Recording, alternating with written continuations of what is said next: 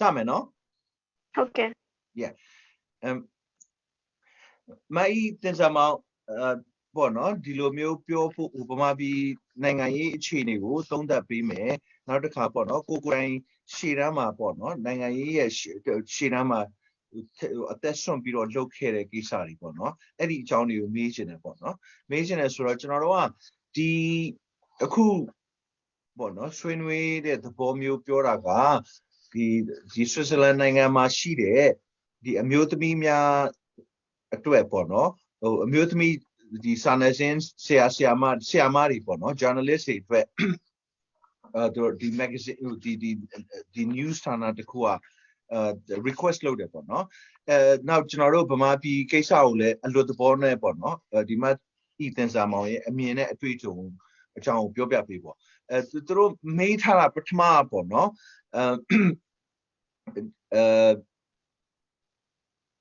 Ethan Samoy, the Bono, the Cobain Bono, the Kesa, Koye, now John Bono, the Nanga below segments alare. Where Satima Chile, Pari Locare, so Arali, the Nepia Pivala. Minglawa, Chimandamia Ikenza Mama, Chimaka, the Nangai Loka Dego, Jonathan Makani Savio Mawina Kerekono, on the top of Sema, then I will Jonathan Makama, Savi Guyaute, Guyapi car, the Jonathan Makara, Akadai Bungache, Jonathan Makaya Bungache, Alkani, John Lolote, Lolo ne, John House and Ama, Pinai the Pichala, and without Pinai Ubrigo. စတင်ကန့်ကွက်တဲ့ဒီကျောင်းသားလှုပ်ရှားမှုပေါ့နော်ဒီမိုကရေစီပညာရေးတပိတ်ဖြစ်လာတယ်။အဲ့ဒီတပိတ်မှာကျွန်မမန္တလေးကနေရန်ကုန်ထိ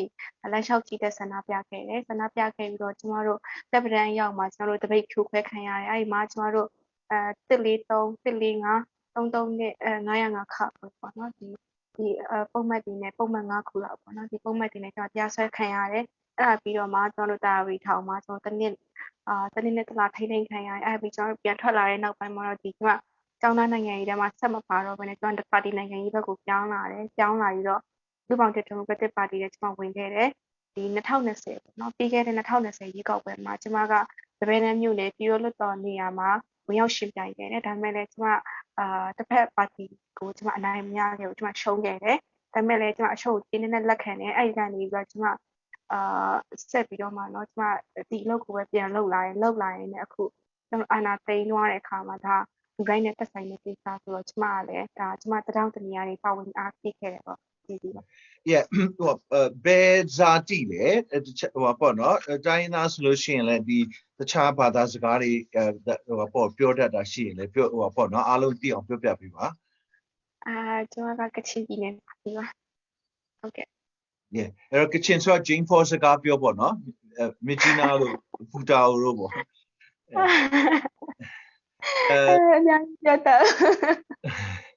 Yeah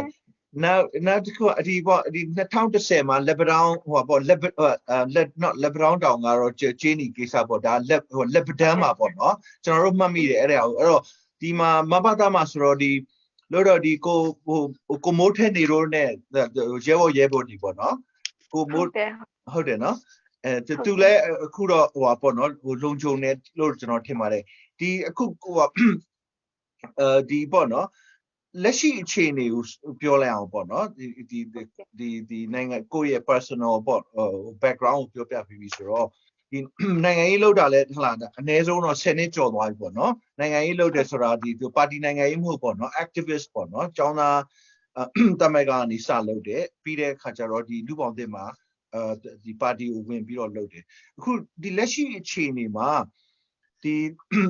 ကျွန်တော်တို့ဗမာပြည်မှာပေါ့နော်ဒီတက်မတော်လို့ဆက်မခေါ်တော့ဘူးဟလာဒီလူအများစုကဟလာတော်ကိုစိတ်နာကြီးနဲ့ပေါ့နော်သူတို့တက်မတော်ရဲ့လောက်ရကြောင်းမလို့သူတို့စစ်ခွေးလို့ကျွန်တော်တို့ခေါ်ကြတယ်နော်ဒါတပီလုံးခေါ်တာစစ်ခွေးဆိုတာပေါ့နော်နောက်တစ်ခါကျွန်တော်တို့ဒီ Young Healy တို့နောက်ဒီ fact finding mission တို့ကလည်းဟလာပြီးခဲ့တဲ့ဟလာ4ရက်လောက်ကနေပြီးတော့သူတို့ထုတ်ပြန်ချက်ထုတ်တယ်လေထုတ်ပြီးတော့ဒီပေါ့ဒီတက်ကိုဒါနိုင်ငံတော်ရဲ့ကာကွယ်ရေးတပ်မဟုတ်တော့ဘူးဒီဟလာဘာလို့လဲဆိုတော့နိုင်ငံတော်ရဲ့ကာကွယ်ရေးတပ်ဆိုတာကိုပြည်သူအိုးအိမ်အသက်ဆွေးခြင်းကိုစောင့်ရှောက်ရမယ် là đi khơi đi à sao sao cho mẹ khu à khơi đi khu ngã này ta leo đó mà ta này biết ta này để chơi bọn nó thì tê quá là go cho bỏ đi lu nghe đâu mà hầu khơi duy lý cái giá này để khơi lý đó mà biết là sana biết là này ba mà sai nó rồi ấy ta cũng rồi bỏ đi a jump at the mark or no the terrorists to be all the lomio gabama sapiro the gay who the dentana gide ko ne di sagari sapiro pyo la le po no di tet ko tamaro wo bama pidu tia long ka lemma khan do da maဟုတ်လက်မခံတာမဟုတ်တင်မကဘူးတပီလို့တနိုင်ငံလုံးကပါပေါ့နော်အချမ်းဖက်တဲ့ရုပ်မာတဲ့ရိုင်းဆိုင်တဲ့တက်လို့ဟိုပါပေါ့နော်ဒီအချမ်းဖက်သမားတွေလို့သူစခေါ်ပြီးဆိုတော့ဒီအခုအချိန်မှာဟိုကနော်ဒီတမတော်ကတက်တာလဲ600လောက်တောင်ရှိရမယ်ထင်တယ်နော်ဒီနေ့ဟလာဟိုပေါ့ဒီ KNL ဒါကျွန်တော်တို့ဒီမြို့ကြီးပြကြီးတွေမှာတက်တာမဟုတ်ဒီနေ့ဆိုလို့ရှိရင်ကျွန်တော်တို့ကရင်ကပေါ့နော် KNL ကတမ3မှာသူတို့ဟိုလေးမြန်ဘုံဝင်ကျဲတာလုပ်တယ်ဟလာပြီးရဲ့2ရက်3ရက်မှာလဲဒီတမဟာ9မှာလေမြန်နဲ့ဝင်တိုက်တယ်ဒါဟလာပြည်တွင်းစစ်မှာလေမြန်မသုံးအောင်ဆိုတာပြည်ဆိုင်ရာဥပဒေမှာရှိပြီးသားပေါ့နော်အဲ့ဒီအခြေအနေမှာပြည်သူတွေကလည်းအခုအချိန်ထိပေါ့နော်ဒီနေ့တောင်ကြီးမှာလည်းဆန္ဒပြတယ်မုံရွာမှာလည်းပြတယ်နော်သူကဖိရင်ဟိုပြည်သူကပို့ပြီးတော့ကြွနော်ကြောက်အဲ့တော့ဒီနောက်တစ်ခါဒီတိုင်းသားတွေအပါဝင်အားလုံးပေါင်းပြီးတော့ပေါ့နော်ဒီကျွန်တော်တို့ဒီမျိုးကြီးပြကြီးတွေကဒီဟိုဘာပြည်သူတွေရောတိုင်းသားပြည်သူတွေအားလုံးပေါင်းပြီးတော့ဒီ Federal Army ပေါ့နော်ဒီ Federal Democracy လိုချင်လို့ရှိရင်ဒီthe Federal Army မရှိဘူးဆိုတဲ့အမြင်တွေလည်းပေါ်လာတယ်ဟိုလူတွေကတော့ကျွန်တော်တို့ပြည်သူဘက်ကတော့ဘလို့မှ short ပေးမဲ့အလားအလာမရှိဘူးလေနော်ဖြစ်နေတာတနိုင်ငံလုံးမှာဖြစ်တာကွင်းကွက်ရန်ကုန်နောက်တစ်ခါကျောင်းသားနောက်တစ်ခါပါတီအတိုင်းဝိုင်းလောက်တင်ဖြစ်တာမဟုတ်ဘူးသိတယ်အကုန်လုံးဖြစ်တာသိတယ်မလားအဲ့ဒီအကြောင်းလေးကိုမိုင်းတင်စာမောင်ရဲ့ဟိုပေါ့နော်သုံးသပ်မှုကိုဟိုကြဲကြဲပြန့်ပြန့်လေးပြောပြပေးပါလား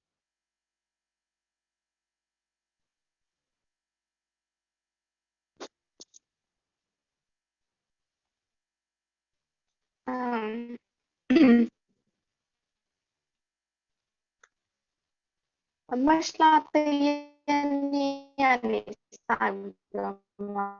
ကျွန်တော် CRPH ကဖြစ်တက်မလိုက်တဲ့ဟယ်လိုကြားတယ် Hello လိုင်းကနည်းနည်းအတက်အကျရှိလို့အခုပြန်ကောင်းလာရဟုတ်တယ်မတ်လတရက်နေ့ကနေစပြီးတော့ CRPH ကနေပြီးတော့ဒီကျွန်တော်စစ်အုပ်စုပေါ့နော်စစ်ကောင်စီကိုကျန်းဖက်အုပ်စုဖြစ်ကြီးညာလိုက်တယ်ကြီးညာလိုက်တဲ့ချိန်ကစပြီးဒီကျွန်တော်တို့နိုင်ငံမှာပြည်သူတွေရဲ့အသက်အိုးအိမ်ကိုကာကွယ်စောင့်ရှောက်နေတဲ့တပ်မျိုးဆိုတာမရှိတော့ဘူးဒါအကျန်းဖက်အုပ်စုပဲရှိတော့တယ်ဆိုတော့နိုင်ငံတော်တည်ငြိမ်အေးချမ်းရေးကိုလောလောဆယ်မှာနောက်ဆက်ဖြတ်စီးနေတာကအကြမ်းဖက်အုပ်စုပဲရှိတော့ဆိုတော့တပ်မတော်အသွင်ယူထားတဲ့အကြမ်းဖက်အုပ်စုပဲရှိတော့တယ်ဆိုတော့ပြန်ပြီးစဉ်းစားဖို့လိုတာကတပ်မတော်ကအခုချိန်မှပဲအကြမ်းဖက်အုပ်စုဖြစ်တာလားဆိုတာပြန်ပြီးစဉ်းစားဖို့လိုတယ်ဆိုတော့ကျမတို့ကကျွန်တော်တို့ဒီမြို့ပေါ်မှာနေထိုင်နေတဲ့လူအများစုကမသိလို့ဆိုတော့နေမှာနေထိုင်နေတဲ့လူတော်တော်များကဒီစစ်တပ်ရဲ့အကြမ်းဖက်နှိပ်စက်ခြင်းကိုခံခဲ့ရတာကြာပြီးတော့တောက်လျှောက်ခံခဲ့ရတာကျွန်တော်နိုင်ငံကပြည်စစ်ဖြစ်ခဲ့တဲ့နိုင်ငံထဲမှာပါနေအခုချိန်ကြီးဆိုတော့ပြည်စစ်က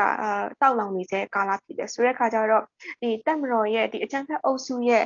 ညစ်ပတ်နှိပ်စက်ခြင်းတန်ကိုကျွန်တော်နယ်တွေမှာတိုင်းဒေသတွေမှာလူမျိုးစုဒေသတွေမှာလူနည်းစုတွေအပေါ်ကျူးလွန်နေတဲ့ရာဇဝတ်မှုတွေစစ်ရာဇဝတ်မှုတွေဆိုရင်အများကြီးကျွန်တော်ခံခဲ့ရပြီဆိုတော့အခုချိန်မှာဒီစစ်ပွဲတွေအားလုံးကဒါမြို့ပေါ်ဖြစ်လာတာပေါ့နော်မြို့ပေါ်ဖြစ်လာဆိုရန်ကုန်ဆိုရင်လည်းဒါကျွန်တော်တို့အခုချိန်မြင်ရတဲ့ဟာဆိုရင်ဒါလုံးဝစစ်မြေပြင်ဖြစ်သွားပြီမန္တလေးဆိုလည်းဒါစစ်မြေပြင်ဖြစ်သွားပြီဆိုတော့အခုဆိုရင်တက်ကကျွန်တော်တို့ပြည်လူလူတွေအပေါ်မှာဖြတ်လေးပြပုံစံမျိုးနဲ့ကိုဆက်ဆံနေတာအခုဆိုကျွန်တော်တို့အင်တာနက်ဖြတ်ခံထားရတယ်ဆိုတော့အသက်ခံနေရတယ်ဆိုတော့ဒီသတင်းတွေအပြင်မရအောင်လို့ဖုံးပြီး꿰ထားတယ်ဆိုတော့တက်မတော်ကလုပ်တဲ့ဒီအကြမ်းဖက်အုပ်စုကလုပ်တဲ့သတင်းစာရှင်းလင်းပွဲတွေမှာကဘာကိုလိမ်နေတယ်ဆိုတော့ဒီဟာတွေအားလုံးကဖြစ်ပျက်နေတာပေါ့နော်ဆိုတဲ့အခါကျတော့တက်မတော်ကလက်ရှိမှာပြည်သူလူထုကိုဖျက်လေးပြပုံစံမျိုးနဲ့လုပ်နေဆိုတော့နောက်ပိုင်းဘလို့တွေအောင်ဖြစ်လာမလဲဆိုတော့ဒါကစိတ်ကြီးစုံပြီးဖြစ်သွားပြီ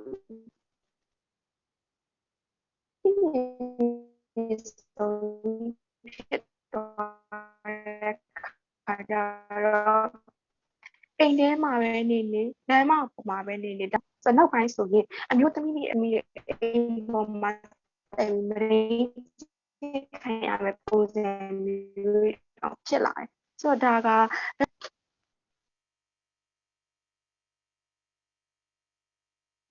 လိုင်းကအတက်အကျရှိနေလို့ကိစ္စမရှိဘူးဆက်ပြောရတယ်ရသလောက်ပြောတာပေါ့နော်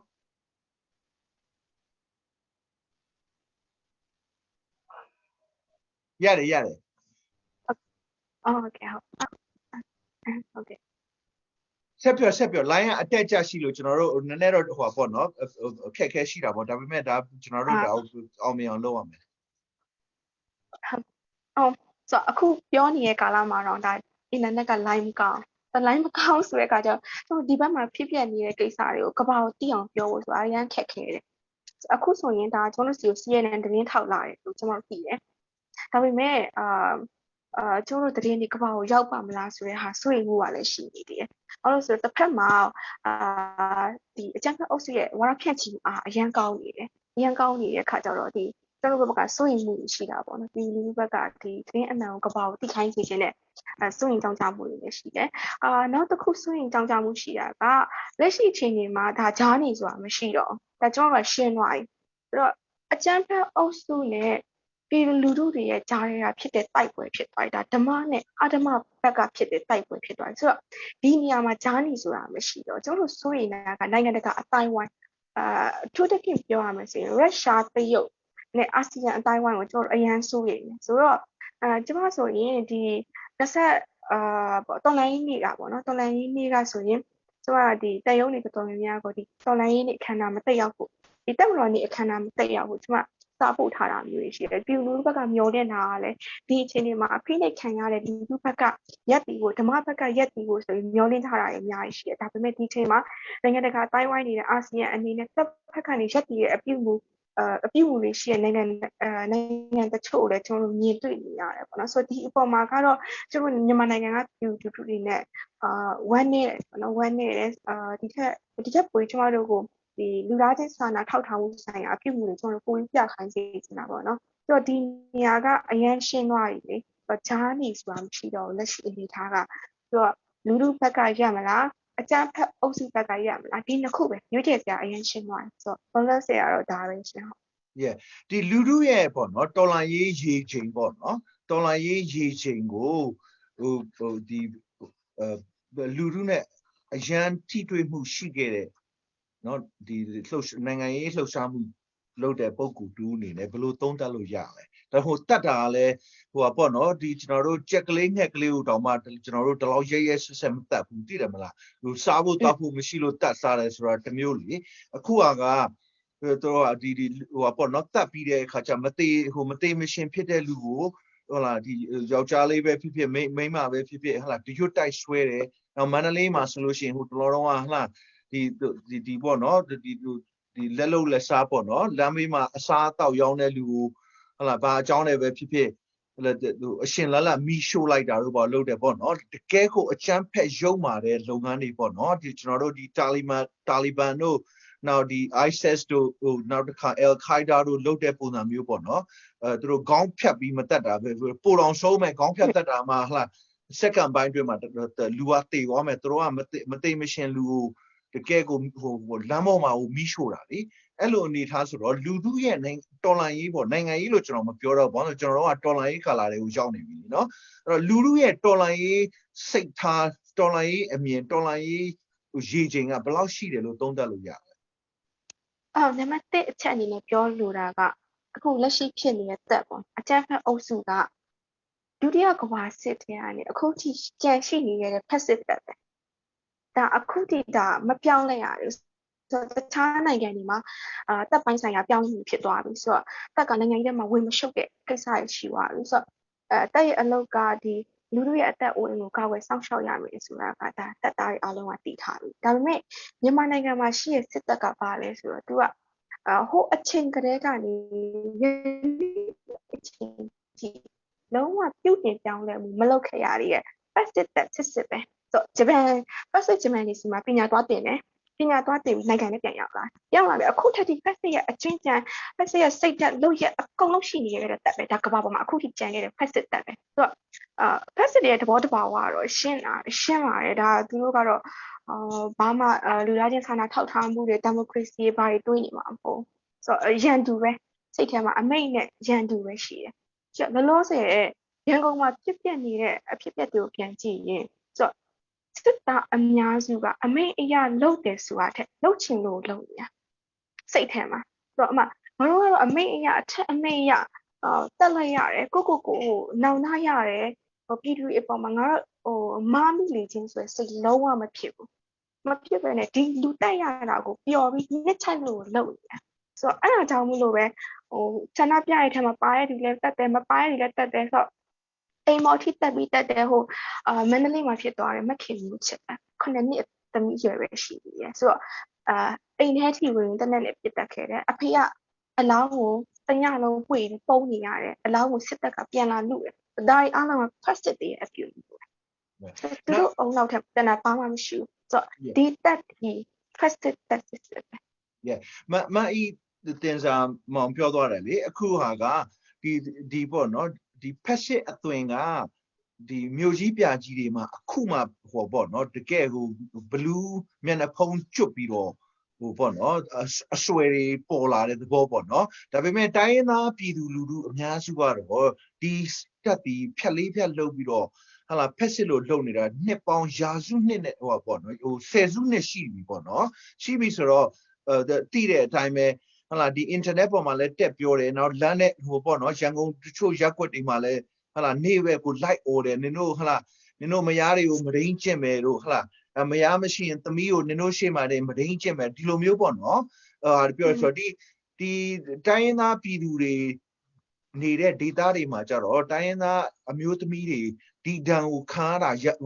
ဆယ်စုနှစ်ပေါ့နော်ရှမ်းပြည်မှာပဲဖြစ်ဖြစ်ကချင်ဆရာမလေးတွေပဲဖြစ်ဖြစ်ဟုတ်လားနောက်တစ်ခါကျွန်တော်တို့ရိုဟင်ဂျာအမျိုးသမီးတွေပဲဖြစ်ဖြစ်ယာနဲ့ထောင်နဲ့ချီပြီးတော့မဒိန်ကျင်တာပေါ့နော်ဒါအားလုံးအတိအကျပေါ့နော်ဒီ human rights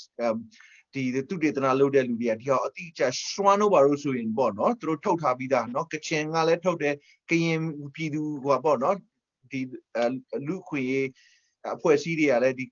ဒီမဒိန်ကျင်တဲ့ကိစ္စပေါ့နော်စနစ်တကျလုပ်တာမျိုးနောက်တစ်ခါလှုပ်ချင်တာလို့သူတို့မှဘာမှဖြစ်တတ်မရှိဘူးပေါ့အခုကဒီပေါ့နော်သူတို့ဗမာပြည်မလို့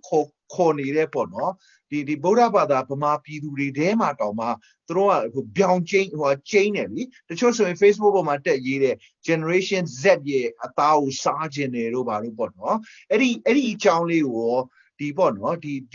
ဖက်စစ်အသွင်ဆောင်တဲ့တက်ကဒီလိုမဒိန်ကျင့်တဲ့ဟာပေါ့နော်ဒါမဒိန်ကျင့်တဲ့ဆိုကျွန်တော်တို့ဒုတိယကမ္ဘာစစ်မှာဆိုရင်ဒီကိုရီးယားအမျိုးသမီးတွေကိုထောင်ထဲချီပြီးတော့ပေါ့နော်ဖက်စစ်ကသူတို့ရဲ့စစ်တိုက်တဲ့နေရာမှာအဖျော်ဖြေခံအနေနဲ့ပေါ့သုံးနေတာပေါ့နော်ဒီအကြောင်းလေးကိုဘယ်လိုပြောပြချင်လဲတိုင်းပေါ့နော်ကိုကတိုင်းရင်းသားပြည်သူရဲ့အမြင်ကိုကောင်းကောင်းသိခဲ့တာဟုတ်အခုကဗမာပြည်သူတွေကအခုမှခါခါသီးသီးစသိတာဟုတ်နော်အဲ့ဒီအကြောင်းလေးကိုနည်းနည်းပြောပြပေးပါလားတက်ကမရင်းကျင်တာကိုတောက်လျှောက်သူကစစ်လက်နက်တစ်ဖွဲ့ကိုတုံးလာတာဆိုခဏကပြောသလိုစွမ်းမျိုးသမီးဖွဲ့ license to rape ဆိုတဲ့ဒီစစ်တမ်းတွေလည်းထုတ်ထားတယ်စာတမ်းတွေလည်းထုတ်ထားတယ်နောက်ခဏကပြောလို့ကချင်မျိုးသမီးလှုပ်ရှားတဲ့အဖွဲ့တွေရောခရစ်နီမျိုးသမီးလှုပ်ရှားတဲ့အဖွဲ့တွေရောဒါတောက်လျှောက်အော်ဟစ်လာတဲ့ကိစ္စပေါ့ဆိုအနည်းဆုံးဥပမာကိုပြန်ပြောရရင်ရိုဟင်ဂျာမျိုးသမီးတွေ2019မှာအကြီးကျယ်ဖြစ်သွားတဲ့ကိစ္စမျိုးဖြစ်တယ်ဆိုတော့ဒါကတကဘာလုံးကပါဝါမီပါရတဲ့အနေထားဖြစ်သွားတယ်ကျွန်တော်တို့အခုချိန်ထိ ICJ နိုင်ငံတကာတရားရုံးမှာတရားရင်ဆိုင်ပြရတဲ့ကာလပဲဖြစ်နေပြီဆိုတော့ဒါကပါတက်ကတပိတကရည်ရွယ်ချက်ရှိကိုလုပ်တာဒါမနှင်းကျင်နေဆိုတာတက်ရဲ့လက်နက်တစ်ခုပဲစစ်လက်နက်တစ်ခုအနေနဲ့တော့ဆိုတော့ရှင်းကပြောလို့လိုပဲကိုရီးယားမှာဆိုရင်ဒီပေါ့ဒီစစ်ကမ္ဘာစစ်ကာလတော့ကအမျိုးသမီးဒီမရင်းချင်ခံရတယ်ဒီဟာနဲ့ပတ်သက်ပြီးပြန်မတောင်းပန်နေတဲ့ဟာတွေလည်းရှိရတော့တို့ဆိုအခုချိန်ဒီဆန္ဒထုတ်ဖော်တာမျိုးရှိရဲဇက်ကားတွေရိုက်ပြီးအမှုပညာတွေနဲ့ပုံဖော်တာမျိုးရှိရဲဒီကာလမှာဖြစ်ပျက်ခဲ့တဲ့ဒီအမျိုးသမီးတွေခံစားခဲ့ရတဲ့အကြောင်းပေါ့နော်လူတရားမျှတမှုအတွက်အမှန်တရားအတွက်သူတို့အခုချိန်ဒီတောင်းဆိုနေကြတာမျိုးရှိရဲပါဆိုတဲ့အခါကျတော့ဒီအဖြစ်ကြီးကဒီမျိုး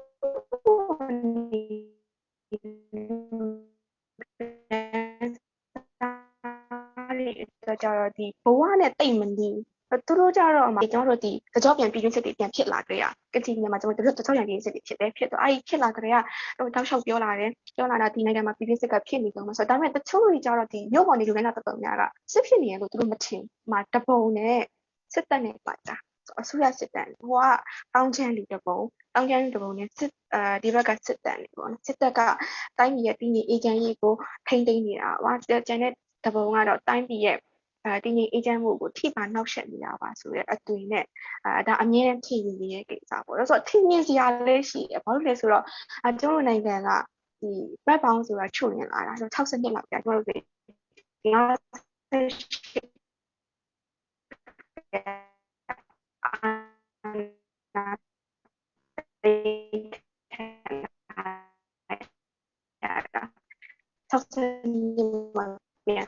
ိနေ88မှာပြန်သိနေအခု20ခါကျတော့တောက်လျှောက်ကဒါကျွန်တော်ကြီးစနစ်မရှိခဲ့ဘူးနောက်တစ်ခုကစစ်လုံးမီဒီယာပွင့်လင်းမှုရှိတယ်ဆိုတော့ကျွန်တော်60နှစ်ညီမအလင်းလို့ဆိုတာဒါအရင်ကပြည်သူပိုင်းကိုတပ်ပိုင်းအဖြစ်ပြောင်းပြီးတော့မှဒါလူတို့ကိုတောက်လျှောက် propaganda လုပ်လာတယ်ပညာရေးစနစ်ထဲမှာလည်းတောက်လျှောက်စစ်ဝါဒကိုသူအခြေခံအောင်လုပ်လာခဲ့တာအခြေခံအောင်လုပ်လာခဲ့တဲ့အတွက်လူတို့ကဒါကြားတဲ့ခါကျတော့ဟာဒါအပုံမြင်နေလားမသိဘူးပေါ့ဒီရှိချက်တကယ်ရှစ်ခဲ့နေရပါလားပုံမြင်နေရလားမသိပုံမြင်နေပဲပြောနေရလားမသိဘူးဒါပြောချင်တာပြောနေတာဒါစိတ်ခွင်ပြီးရှောက်ပြောနေတာပါဆိုပြီးပြောတာမျိုးလည်းရှိတယ်ဆိုတော့တချို့ဆိုရင်ရိုဟင်ဂျာအမျိုးသမီးလေးတွေ rape လုပ်ခံရတဲ့ကိစ္စမိန်းခံရတဲ့ကိစ္စတော့မဟုတ်ဘူးဒါ Photoshop နဲ့လုပ်ထားတာလုပ်တယ်ဆိုရင်တော့ဒါလုပ်ရမယ့်အကြောင်းပြချက်ရှိပါဘောနော်ခေတ်တွေးခဲ့တယ်ဆိုတာလည်းရှေ့ကပြောတယ်လို့လည်းကျွန်တော်တောက်လျှောက်ဒီစစ်တပ်ကလိမ့်လုံးနေနဲ့ကြီးလာတာစစ်တပ်ကတောက်လျှောက်မိုင်းတွေးခဲ့တဲ့အရာအောက်မှာပဲကျွန်တော်ကကြီးလာတဲ့ခါကျတော့ဒီပေါင်ကြီးကကျွန်တော်ကြော်မထွက်လာဆိုတော့အခုကကျွန်တော်နှုတ်ဆက်မှုရဲ့အခုအခါအခုပြီးနေလိုက်အရင်ကကျွန်တော်တို့တောက်လျှောက်ပြောခဲ့မှဆိုခဲ့မှဆိုရင်ဒါကျွန်တော်ဒီအချိန်ကြီးဆိုတာဖြစ်လာဖို့အင်မတန်နေတယ်နောက်တစ်ခုကတက်ကိုနိုင်ငံရေးတဲ့ကလာမောင်းထုတ်နိုင်တယ်တက်ကိုကျွန်တော်နိုင်ငံရေးတဲ့မောင်းထုတ်နိုင်မှုအများကြီးစူးစမ်းခဲ့ကြတယ်ဆိုတော့လူပေါင်းစုံအဖွဲ့ပေါင်းစုံပါတီပေါင်းစုံကနီလန်းပေါင်းစုံတွေစူးစမ်းခဲ့ကြတယ်ဒါပေမဲ့မအောင်မြင်ခဲ့ဘူးဆိုတော့ဒါတွေကိုကျွန်တော်အပြစ်ပြန်တင်တာမဟုတ်ဘူးဘာလို့လဲဆိုတော့ကျွန်တော်အရှိကိုတွားဖို့ဆိုရင်အနောက်မှာဖြစ်ခဲ့တဲ့ဟာအားလုံးသင်ခန်းစာယူရတယ်အနောက်မှာဖြစ်ခဲ့တဲ့အရာတွေအားလုံးပြန်ပြီးလေ့လာသုံးသပ်ဖို့ဆိုတော့မားခဲ့တာကိုမားခဲ့ကြောင်းဝန်ခံတယ်လို့ဒါတွေအားလုံးအပြစ်ပြန်တင်တာမဟုတ်အရှိမှငါတို့ဒါကိုမမားကြဖို့လိုရယ်ဆိုတဲ့စိတ်ပြန်သွင်းဖို့လိုဆိုတော့ကျွန်တော်ဒါတွေပြန်ပြောနေရခြင်းဒ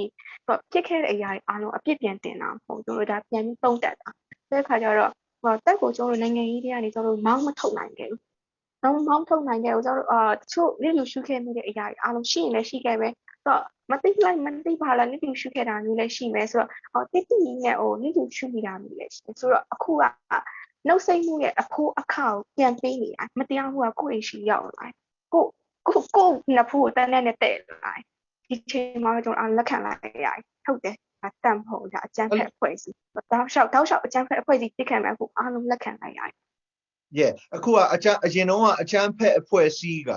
တိုင်းရင်းသားပြည်သူတွေပေါ့ဒီကအချမ်းဖက်အဖွဲ့အစည်းလို့လက်ခံထားတယ်ဘာလို့ဆိုတော့ဒါသူတို့ရဲ့ဘဝပေးအသိပေါ့နော်တက်ကလာပြီးတော့ဖြက်လေးဖြက်နဲ့လှုပ်တယ်အကုန်ပေါ့နော်မဒိန်ကျင်တဲ့ဟာကစနစ်တကျပေါ့နော်ဒီစစ်ရဲ့လက်နဲ့အနေနဲ့သုံးပြီးလုပ်တယ်အခုကျတော့ကျွန်တော်တို့ဒီအများဗမာပြည်သူလူထုအများစုနေတဲ့မြို့ကြီးပြကြီးနောက်ဗမာရွာကြီးတွေမှာဒီကိစ္စတွေကိုသူတို့ကိုယ်တိုင်ခံစားလာရတဲ့ခါကျတော့တက်ကိုဘုံရန်သူလို့အားလုံးကမြင်တယ်ပေါ့နော်အရင်တော့ကဦးဝင်းတင်ပေါ့နော်ပြောသွားလို့ပေါ့သူရန်ကာစီကွဲသွားတာပေါ့နော်ဘယ်သူကရန်သူလဲအားလုံးကနောက်ဆိုအခုချိန်မှာဒီရိုဟင်ဂျာပဲဖြစ်ဖြစ်မွတ်စလင်ပဲဖြစ်ဖြစ်ဟာတရုတ်ပဲဖြစ်ဖြစ်အကုန်လုံးကိုပေါ့နော်ကိုပြည်သူတွေဟာသွေးတဲ့တသားနဲ့နေရတော့မယ်ဟာအရေးကြီးပြီပေါ့နော်ဒီတကယ်ဆိုဗမာပြည်မှာပြဿနာလူတွေကိုဒုက္ခပေးနေတာကဘုံရန်သူပေါ့နော်ဒီနောက်ဆုံးတာမန်ကြီးဦးကျော်မွန်းထွန်းကတော့မှပြောသွားတယ်ဗမာပြည်ရဲ့အကြီးမားဆုံးပြဿနာကဒီပေါ့နော်ဘယ်လိုပြောမလဲအကြီးမားဆုံးအန်ဒီရကဒီပေါ့တက်ဖက်ဖြစ်ပါတယ်လို့ပြောသွားပြီးပြီလေနော်ကုလသမဂ္ဂမှာဒီကမ္ဘာလုံးသိအောင်ပြောသွားတယ်အဲ့တော့နော်သူတက်ဒီပေါ့နော်ဒီတောင်းကျမ်းသူတက်ကလည်းရဲဆက်လောက်ပြတာပေါ့နော်ဒီလိုနောက်တစ်ခါအမိန်ပေးတာကိုလိုက်ပြီးတော့ဟိုတာဝန်ကြေအောင်လုပ်တာလည်းမဟုတ်ဘဲနဲ့သူတို့ကိုယ်တိုင်ကလူတာတာကိုအလွန်ကိုဂုံယူပြီးတော့ ပျော်ပြီးတော့ပီတိဖြစ်နေတဲ့ပုံစံတွေပေါ့နော်အဲ့တော့ဒီပြည်သူဘက်ကရောဟိုပေါ့နော်ဒါဆိုလူဆိုတာတော့လက်နဲ့လာအနိုင်ကျင့်တယ်ဆိုတော့ကို့မှာဘာမှခုခံစရာဆိုတော့ပေါ့နော်ဟိုကွန်ပျူတာနဲ့တယ်လီဖုန်းလေးလောက်ပဲရှိတာလေဟုတ်တယ်မလားအဲ့တော့လူတွေကကြောက်မှာပဲပေါ့နော်ဒါပေမဲ့အခုကြည့်ရတဲ့ပုံစံတွေကတော့ဒီ88တို့ဘာလို့ဟာ10လောက်တပ်ပြလိုက်ရင်အကုန်ငြိမ်သွားတယ်လीအခုနှစ်လကျော်သွားပြီနော်တကြံသားတော့မှနီးလာပြီအဲ့ဒါလူတွေကကြောက်တဲ့စိတ်လည်းမပြောက်ဘူးကြောက်တယ်ဆိုလို့ရှိရင်လည်းကြောက်တာကိုဘေးဖယ်ပြီးတော့သေမာတည့်ရနဲ့ထွက်ကြတယ်ပေါ့နော်အဲ့တော့အဲ့ဒီအကြောင်းလေးကိုပြပြပါလားဒီအကြောက်တရားကိုဘယ်လိုလူတွေကရင်ဆိုင်နေတယ်လဲအကြောက်တရားဟိုဟာကြည်တန်းလှုပ်လိုက်လို့ကြောက်တာလေဒါပေမဲ့ခံစားရတာတော့ကိုယ့်ရဲ့နှလုံးသားတွေကကြောက်တာကိုခံရတာပေါ့အဲ့ဒီနှလုံးသားရဲ့မိုင်းတင်စားတို့လဲလမ်းထွက်တယ်ဆိုရင်ဟုတ်လားဒီနေ့အိမ်ပြန်ရောက်ပါမလားဆိုတဲ့စိတ်ကအမြဲရှိရမယ်ဟုတ်တယ်မလားရှိတယ်လူတိုင်းမှာရှိတယ်ကြည့်တယ်မလားဟိုဆန္ဒတော့ပြတယ်ဆိုတာအရင်တော့လို့ဟိုမဟုတ်တော့ဘူးပေါ့နော်ဟိုတတ်တယ်ဝက်ကွယ်အောင်တတ်နေတော့အဲ့ဒီဟာလူတွေကဒီအကြောက်တရားကိုဘယ်လိုဟိုပေါ့နော်သူတို့ရင်ထဲမှာဖြစ်လာတဲ့အကြောက်တရားပေါ့အဲ့ဒါကိုဘယ်လိုရင်ဆိုင်နေလဲအဲ့ဒါလေးကိုပြပြပေးပါလားကြောက်တာကတော့ဒါကျွန်တော်တို့လည်းကြောက်ကြတာပဲဆိုဘယ်နေရာမှမလုံခြုံတော့ပဲသနာပြလည်းမလုံခြုံအိမ်ထဲမှာနေလည်းမလုံခြုံဒါအိမ်ထဲကိုတော့တနက်တင်လည်းပြစ်နေအနေထားမျိုးဖြစ်လာတဲ့ခါကျတော့ဒါပေမဲ့ဟိုဘာပဲပြောကျွန်တော်တို့ဘက်ကလက်ရှိနေထားရဒူအော်တိုင်းပဲလုံမလားသိမလားအိမ်ထဲမှာနေလည်းသိမှာပဲအပြင်ထွက်လည်းသိမှာပဲဖြစ်ဆိုကိုကအမှဆက်နဲ့တော့မပြလိုက်လို့အိမ်ထဲမှာနေလို့လည်းကျွန်တော်အင်တာနက်ထွေထူမရအောင်ဒီချိန်မှာအားလုံးဖြတ်ခံထားရတာဆိုကိုကဆန္ဒတော့မပြလို့ပဲဒီတိုင်းနေထားလို့လည်း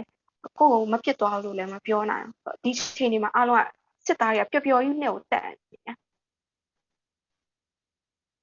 ဒါသူတို့ကပါတီလို့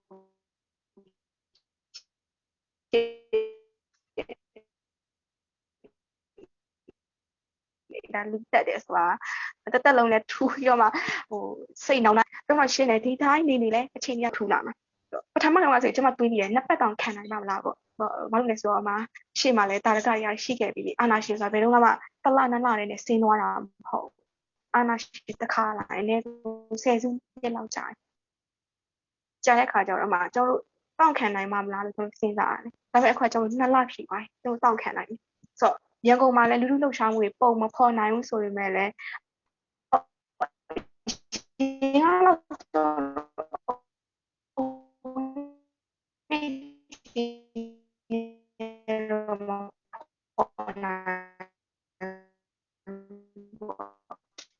ဒါပေမဲ့ပို့ပြီးတော့အတိတ်ဖောက်တဲ့ဟာမျိုးရှိတာ။ဥပမာညတော့ကိဆိုရင်ဒါညဒါပြောရမယ်ဆိုရင်လူလူပြန်ချက်ရှိတယ်။ထိုင်ကျွန်တော်တို့ကမျိုးလေးတက်မရှိဘူး။မဟုတ်လေကျွန်တော်သိမှာပဲ။အိမ်ထဲမှာနေလည်းသိမှာအပြင်ထွက်လည်းသိမှာဆိုအပြင်ထွက်ပြီးတင်လိုက်တာနဲ့ကျွန်တော်တို့ကမျိုးလေးတက်စီ။ဒါပဲကျွန်တော်တို့အားရင်းအောင်ချက်က။ Yeah လူတွေရဲ့စိတ်ထဲမှာပေါ့နော်ဘယ်နေရာမှမလုံခြုံတော့ကျွန်တော်တငယ်ရင်းနေနဲ့စကားပြောရဆိုရင်လည်းဟုတ်လားဟိုပါပေါ့နော်ညလည်းကောင်းကောင်းအိပ်လို့မရဘူးတိလားဘယ်အချိန်မှလာပြီးတော့တန်တကားကိုရိုက်ချိုးပြီးဝင်လာမှလဲဒါမှမလို့ရှိရင်ဟုတ်လားအုံနိုင်ကနေကြော်ပြီးတော့ဟုတ်လားတရနဲ့လှမ်းပစ်မှလဲဘုံထုမှလဲမီးလာရှို့မှလဲဆိုတော့ဟုတ်လားဒီနေတိုင်းဘယ်သူမှအိပ်လို့မပြောဘူးပေါ့နော်ဒီလိုစိတ်လုံခြုံမှုကလုံးဝမရှိတော့ဘူးတိလားဟိုအိမ်ထဲမှာ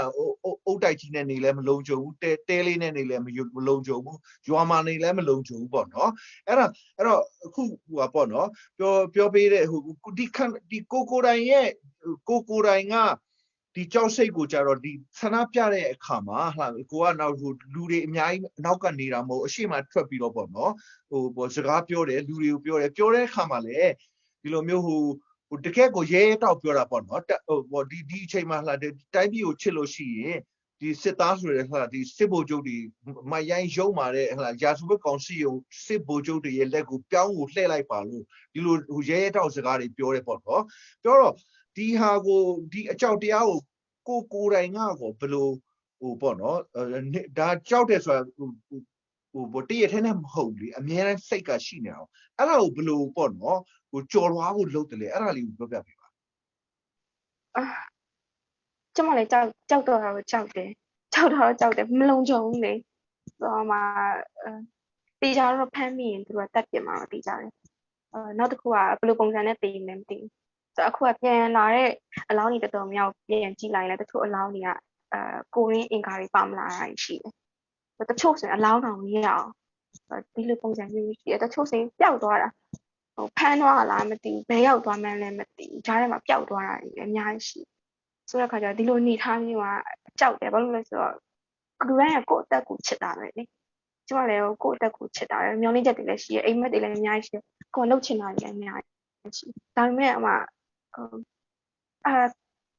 ကောင်းစိုးရင်လည်းတူတူခံမယ်ကောင်းရင်လည်းအားလုံးအတူတူဆန်မယ်စိတ်ကိုပဲတွေးလိုက်တော့ဆိုတော့ကိုကြောက်ခင်ပေါ့အားလုံးကလည်းထွက်နေကြတာကိုကြောက်တဲ့အတ္တကြီးနေလို့မရအောင်ဒါကကြဒီချိန်တွေမှာအဆိုးဆုံးဖြစ်သွားတယ်ဒါအားလုံးဝိုင်းခံကြကောင်းသွားရင်လည်းအကုန်ဝိုင်းဆန်ကြတယ်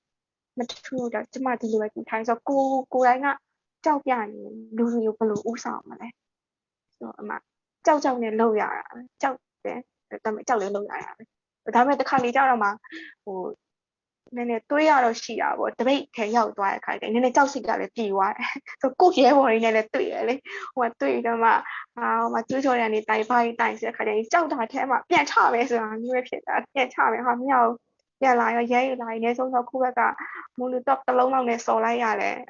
မြက်ပဲဆိုပြန်စော်တာပဲဆိုတော့ကိုယ်လည်းရောက်သွားရင်တော့ရဲဘော်ကြီးလည်းရောက်သွားရင်တော့ကြောက်စိတ်ကပျောက်သွားတယ်အိမ်ပြန်ရောက်လာတဲ့ခါမှာကြောက်တာဘယ်ချိန်ဖမ်းလာလဲလာဖမ်းမလဲမသိဘူးဆိုအိမ်ပြန်ရောက်တဲ့ချိန်မှာပြန်ကြောက်တာတပိတ်ထဲရောက်သွားရင်တော့ပျောက်သွားအားလုံးပြေးအဲ့လိုဖြစ်တာ yeah တော့ပေါ့နော်ဒီကိုနဲ့ရဲဘော်လောဘောကင်ဘက်ရဲဘော်ရဲဘက်ဟာတငယ်ချင်းပေါင်းတင်နေပေါ့နော်သူတို့ပေါ့သူတို့လည်းအပြစ်တန်တက်ပြီးတော့ခံရတာရှိတယ်ဖန်ခံရတာရှိတယ်အဲ့ဒီသူတို့နဲ့ပတ်သက်တဲ့အကြောင်းပေါ့နော်ခံစားမှုသူတို့နဲ့ပတ်သက်တဲ့သူတို့ရဲ့တန်ဖိုးပေါ့နော်အဲ့ဒါလေးကိုနည်းနည်းပြောပြပေးပါဆို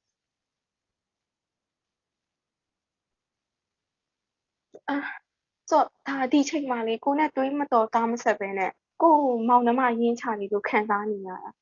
ဆိုတော့ကျမဆိုလဲမောင်နှမမရှိဒါပေမဲ့ကြောက်ဆုံးသွားတဲ့ကလေးအားမှာဒါကျမရဲ့ညီမရဲ့မောင်နှမရဲ့အဲ့လိုခံထားတယ်နောက်တစ်ခုကဒီကြောက်သွားတဲ့ထဲမှာကျွန်တော်2015တုန်းကထောင်တူကြောက်ရဲ့ခရပြအကူတယောက်ပါတယ်သူစမုံရွာမှာသူကြောက်သွားတဲ့နေရာဆိုကျွန်မတော်တော်စိတ်မကောင်းသူကြောက်သွားတာမုံရွာမှာကြောက်သွားတာဆိုတော့သူကတနက်မှန်ခံရတဲ့အလောင်းကိုတပြန်ကောက်နေတယ်သူကအမှန်ခံရရင်တည်သွားတာခေါင်းထီတည်သွားတာဆိုတော့ကျွန်မတွေးနေ2015တော့ဘာမှမဖြစ်ပဲနဲ့ဒီချိန်ကျမှဖြစ်ရလားဆိုဝမ်းလည်းနေစိတ်လည်းမကောင်းဒါပေမဲ့ဂုဏ်ယူပါတယ်ကျွန်တော်အားလုံးကဒါသိမယ်ဆိုတာသိရနေလောက်တာလေဒါကိုယ်ဆုံးဖြတ်တယ်သူတို့ဆုံးဖြတ်ချက်ကိုကျွန်မလေးစားပြရပေါ့ခုကတော့တားလို့များရဲမထွက်ပါနဲ့လားအပြစ်ခံရမှာအသက်ခံရမှာလို့တွားရင်ကျွန်မတားပိုင်ခွင့်ရှိတယ်သူတို့လုပ်တဲ့အလုပ်ရက်ကိုကျွန်မဂုဏ်ယူရသူတို့ဒီစစ်ခွေးတွေကိုမောင်းထုတ်နေတယ်သူတို့ကြောက်တာသူရဲ့ကောင်းသူတို့ဆုံးဖြတ်ချက်တွေမှန်ကန်တယ်ကျွန်မဂုဏ်ယူတယ်လေးလေးသား မနေ့တော့ကကျွန်တော်တို့လန်ဒန်မှာပေါ့နော်ဒီຫນွေဦးဒေါ်လာရေးမှာကြာဆုံးသွားတဲ့သူရဲကောင်းတွေအတွက်ဆိုပြီးတော့ကျွန်တော်တို့ဆူတောင်းပြီးတော့ပေါ့နော်ဒီဖျောင်းနိုင်မီးထွန်းပြီးတော့ကျွန်တော်တို့လုပ်တယ်မြစ်ဘေးမှာပေါ့နော်ဒီပေါ့ငိမ့်ဆိုင်ဇေဒီဆိုတာဂျပန်နိုင်ငံကထောင်ထားတာပေါ့စောက်ထားတာရှိတယ်အဲ့ဒီမှာကျွန်တော်တို့သွားလုပ်တယ်လုပ်တော့ဒီလိုပေါ့နော်ဒီလိုဖဲချိုးပြလေးတွေပေါ့နော်အခု900ကျော်သွားပြီဆိုတော့ဖဲအဲ့ဒါ900ကျော်ကိုကျွန်တော်တို့တယောက်စီအတွက်ပေါ့နော်ဖဲချိုးတစ်ခုစီပေါ့ကျွန်တော်တို့လုပ်ပြီးတော့ဒီလိုပေါ့ဒီနှလုံးသားဆိုတဲ့ပေါ့နော်တင်ဂီတာလေးအထဲမှာသူတို့ထည့်ထားတယ်ကျွန်တော်တို့ရဲ့နှလုံးသားထဲမှာသူတို့ရဲ့ဝိညာဉ်တွေဟလာသူတို့ရဲ့ဟလာအသက်ပေးသွားတဲ့ပြီးတော့ပေါ့နော်ဒီလွတ်လပ်ရေးအတွက်တပြည်လုံးဒီမိုကရေစီနဲ့ Federalism ရဖို့လုပ်ပေါ့မှာအသက်ဆုံးရှုံးတဲ့အထိပေါ့နော်လို့တာကိုကျွန်တော်တို့ကမနေ့တုန်းကသွားပြီးတော့အတိမပြုရပေါ့နော်ဒါအဓိကအတိမပြုရဆိုတာဒါဘာစုတွေဘာမှမဟုတ်ပါဘူးလူတိုင်းတန်း54တန်းရဲ့နှလုံးသားထဲမှာဟလာကြာဆုံးသွားတဲ့သူရဲကောင်းတွေရဲ့ဝိညာဉ်တွေသူတို့ရဲ့ record တွေကျွန်တော်တို့ရှိမှာကျွန်တော်တို့နှလုံးသားထဲမှာကျွန်တော်တို့ရှိမှာပေါ့နော်ကဘာ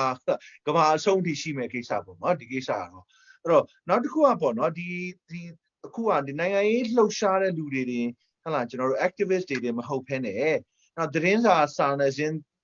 လုပ်တဲ့လူတွေပေါ့နော်လူ40ကျော်ဖမ်းတယ်20လောက်ကိုပြန်လွှတ်ပေးလိုက်တယ်သူတို့လမ်းပေါ်မှာလည်းရိုက်တာနှက်တာတွေခံရတယ်ဒါမျိုးပေါ့နော်အဲ့တော့သူတို့ကဒီ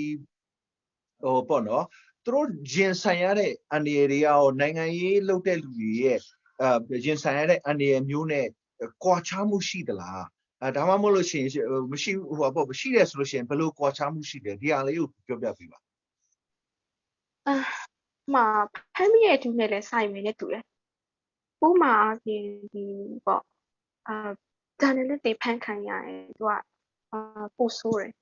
ဆိုတာကမှကျွန်တော်2015တုန်းကဆိုအတွေ့အကြုံရှိတယ်ဖမ်းခံရမှာငါတို့ဘက်ကတည်င်းတွေကိုကြတော့မဖြန့်ဘူးရဲတွေလည်းမိလဲတာပဲရှိတာပဲသူရဲတွေကြရဲတွေဒီလိုဖြစ်တဲ့တည်င်းကိုကြမတင်ပေးဘူးဆိုတော့ဒီလိုကဒီចောင်းသားတွေဖြစ်ပျက်ခဲ့တဲ့တည်င်းတွေကိုပဲတင်နေဆိုတော့ပိုးပြီးဖြီတာပေါ့ပိုးပြီးရှာဆိုတော့တက်ကမလုပ်စီခြင်းတဲ့ကိစ္စတွေတက်ကဖုံးခွေခြင်းနဲ့အမှန်တရားတွေကိုဖော်ထုတ်တဲ့သူအတိုင်းပိုပြီးအန်ဒီရရှိဆိုတော့အခုကလက်တလုံးချီနေမှာမြေပြင်မှာသတင်းထောက်တွေအရင်အန်ဒီရှိအနေထားမှာရှိနေဆိုတော့ဘာလို့လဲဆိုတော့တချို့ဟာတွေကဒီကင်မရာမြင်တာနဲ့ကိုသူကရိုက်တာတို့ဖမ်းတာမျိုးရှိတယ်အခုဆိုရင်သူကဘာတွေကစစ်လဲဆိုတော့တက်စီတွေကစစ်တာမြို့ထဲမှာတက်စီတွေမောင်းရင်တက်စီကားတွေကိုစစ်တယ်ဆိုတော့အိမ်စီးကားတွေကိုလည်းစစ်တယ်ဆိုတော့မထင်လို့စစ်တယ်စစ်ရင်လည်းအမကင်မရာတို့ဘာလို့တွေ့ပြီဆိုရင်ဒါဘာမှခုံမြင့်မြတ်ပြီးတော့တခါလေးဖမ်းတာတို့ရိုက်တာတို့အဲ့လိုလုပ်တယ်နောက်တစ်ခုဖုန်းတွေစစ်တယ်ဖုန်းတွေ laptop တွေစစ်တယ်ဖုန်းတွေထဲမှာဒီ online တပိတ်နဲ့ပတ်သက်တဲ့အချက်လက်တွေပါလားပေါ့သတင်းတွေပါလားဘာလားအကုန်ပြခိုင်းတယ်ပြီးရင်စစ်တယ်စစ်ပြီးမှရှိရင်တဲသွားတယ်တချို့ခါတွေဆိုရင်သူတို့ဥပမာအဖြစ်ဝရမ်းမပါဘဲနဲ့ရှာတာမျိုးရှိတယ်နောက်တစ်ခုကဒါရှောက်ဖြူရမ်းလည်းမပါဘူးတိန်းသွားရတဲ့ပစ္စည်းပြန်လည်းမပေးဘူးဒီကင်မရာတို့laptop တို့ဖုန်းတို့ဆိုတာမျိုးကဒီအကယ်ပြန်လွတ်ခဲ့တဲ့အချိန်ကြီးဆိုတော့ဒါသူတို့ပြန်မပေးဘူးသူတို့ယူလိုက်ကြတာများတယ်ဘာမှမဟုတ်ဘူးသူတို့မှလုတ်ချင်တိုင်းလုတ်ခွင့်ရှိနေတာအခုအရန်ကုန်ပြပါဆိုတဲ့ခါကျတော့လောလောဆယ်အရန်အန်ကြီးရှိတယ်ဆိုတော့သူတို့စိတ်ထဲမှာတန်တရားဖြစ်တာဖြစ်မဖြစ်တာဖြစ်ဘဝင်မကြလေးတစ်ခုနဲ့လူကိုဖမ်းလိုက်လို့ရဆိုတော့ကင်မရာပိုင်ကိုလက်တော့အရန်အန်ကြီးရှိတဲ့အနေထားဖြစ်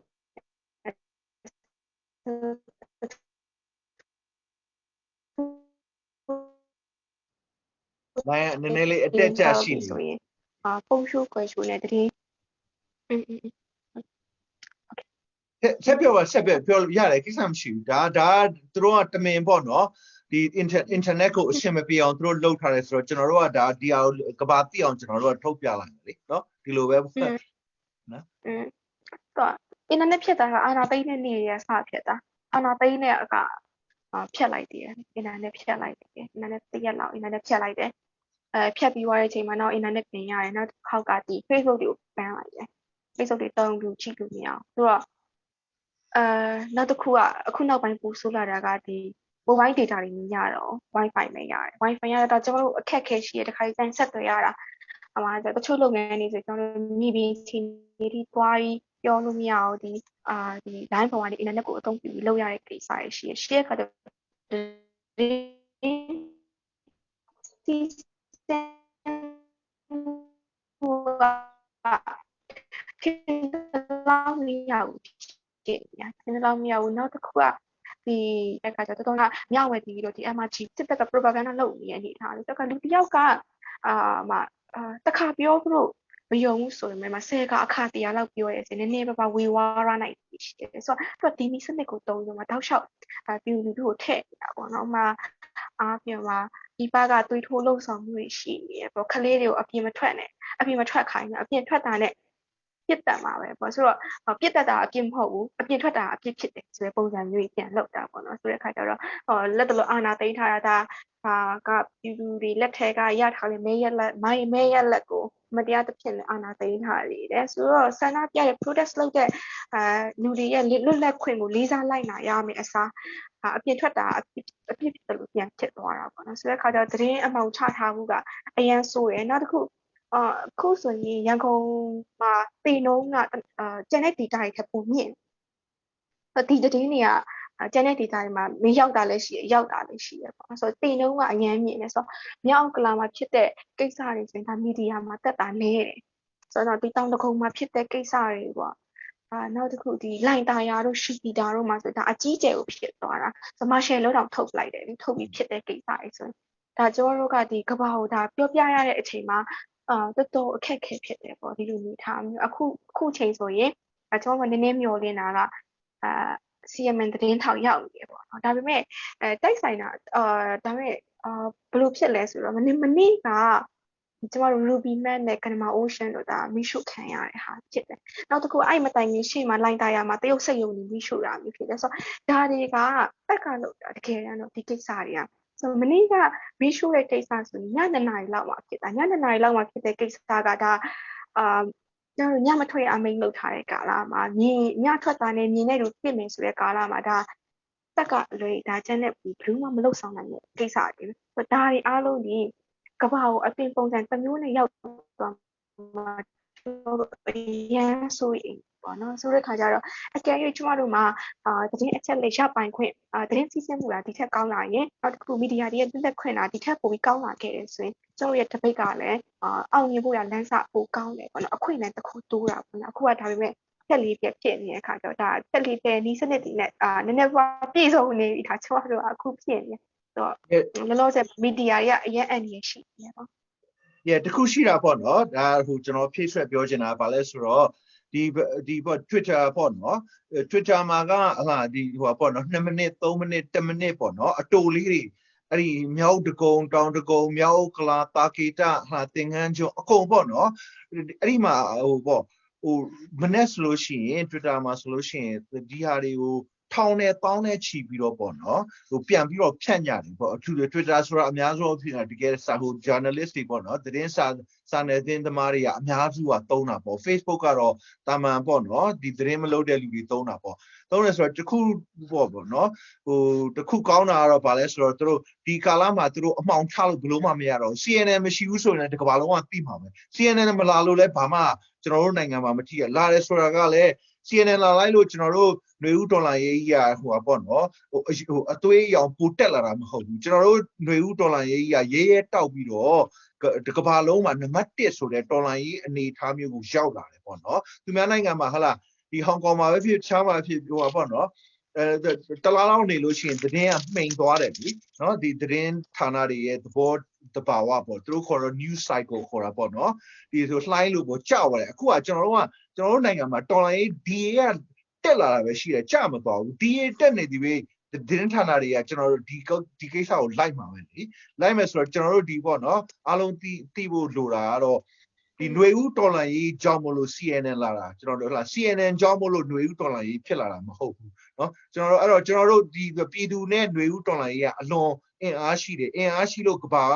ဟလာဒီမှာမနေ့ကဆိုလို့ရှိရင် Security Council ပေါ့เนาะသူတို့လုံနိုင်တာမလုံနိုင်တာဒီကဏ္ဍထပ်ပြီးတော့ဆွေးနွေးရတယ်ဟလာဒီဟိုပေါ့နှစ်ပတ်တွင်မှာနှစ်ပတ်သုံးပတ်တွင်မှာတစ်ခါနှစ်ခါအစည်းအဝေးလုပ်ရတယ်တော်တော်အပြင်းထန်ပေါ့เนาะအဲ့ဒါပါလဲဆိုတော့ပြည်သူရဲ့တိုက်ပွဲကြောင့်မလို့เนาะဒီအ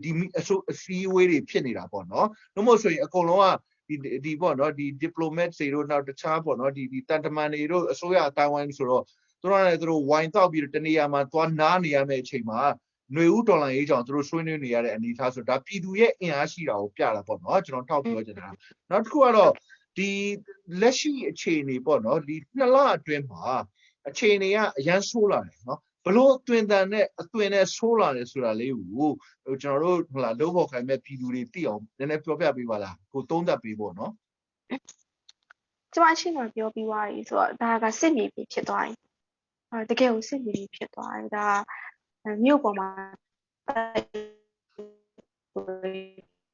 ဖြစ်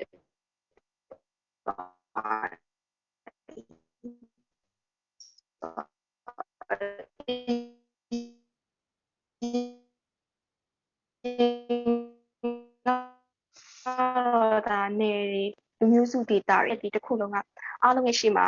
ကျန်းတဲ့ကျွန်တော်နိုင်ငံကိုတောက်လျှောက်နှစ်ပေါင်းတိုင်းနာတွေလူမျိုးစုတွေကိုဒီတောက်လျှောက်နှိမ့်ဆက်ညှဉ်းပန်းခဲ့တဲ့ကာလတွေအားလုံးကဒီမှာဘူးပေါ်သူပေါ်နေဒါလုံး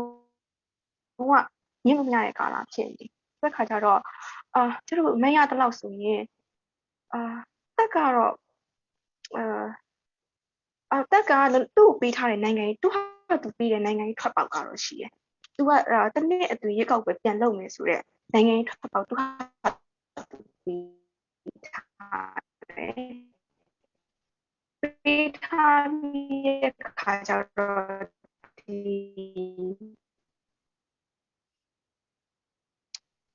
စစ်ကောင်စီကိုရ ရက်တာမဟုတ်ဒါစစ်ကောင်ကြီးကပါပါတယ်တချို့ပါတီနိုင်ငံရေးပါတီဆိုရင်ဒါဒီတော်လိုင်းကိုကြာရှုံးသွားခိုင်းစီတယ်မှာသူတို့ပါတယ်ပေါ့နော်တေးကြတယ်ဒါကကိုကျိုးစီးပွားနဲ့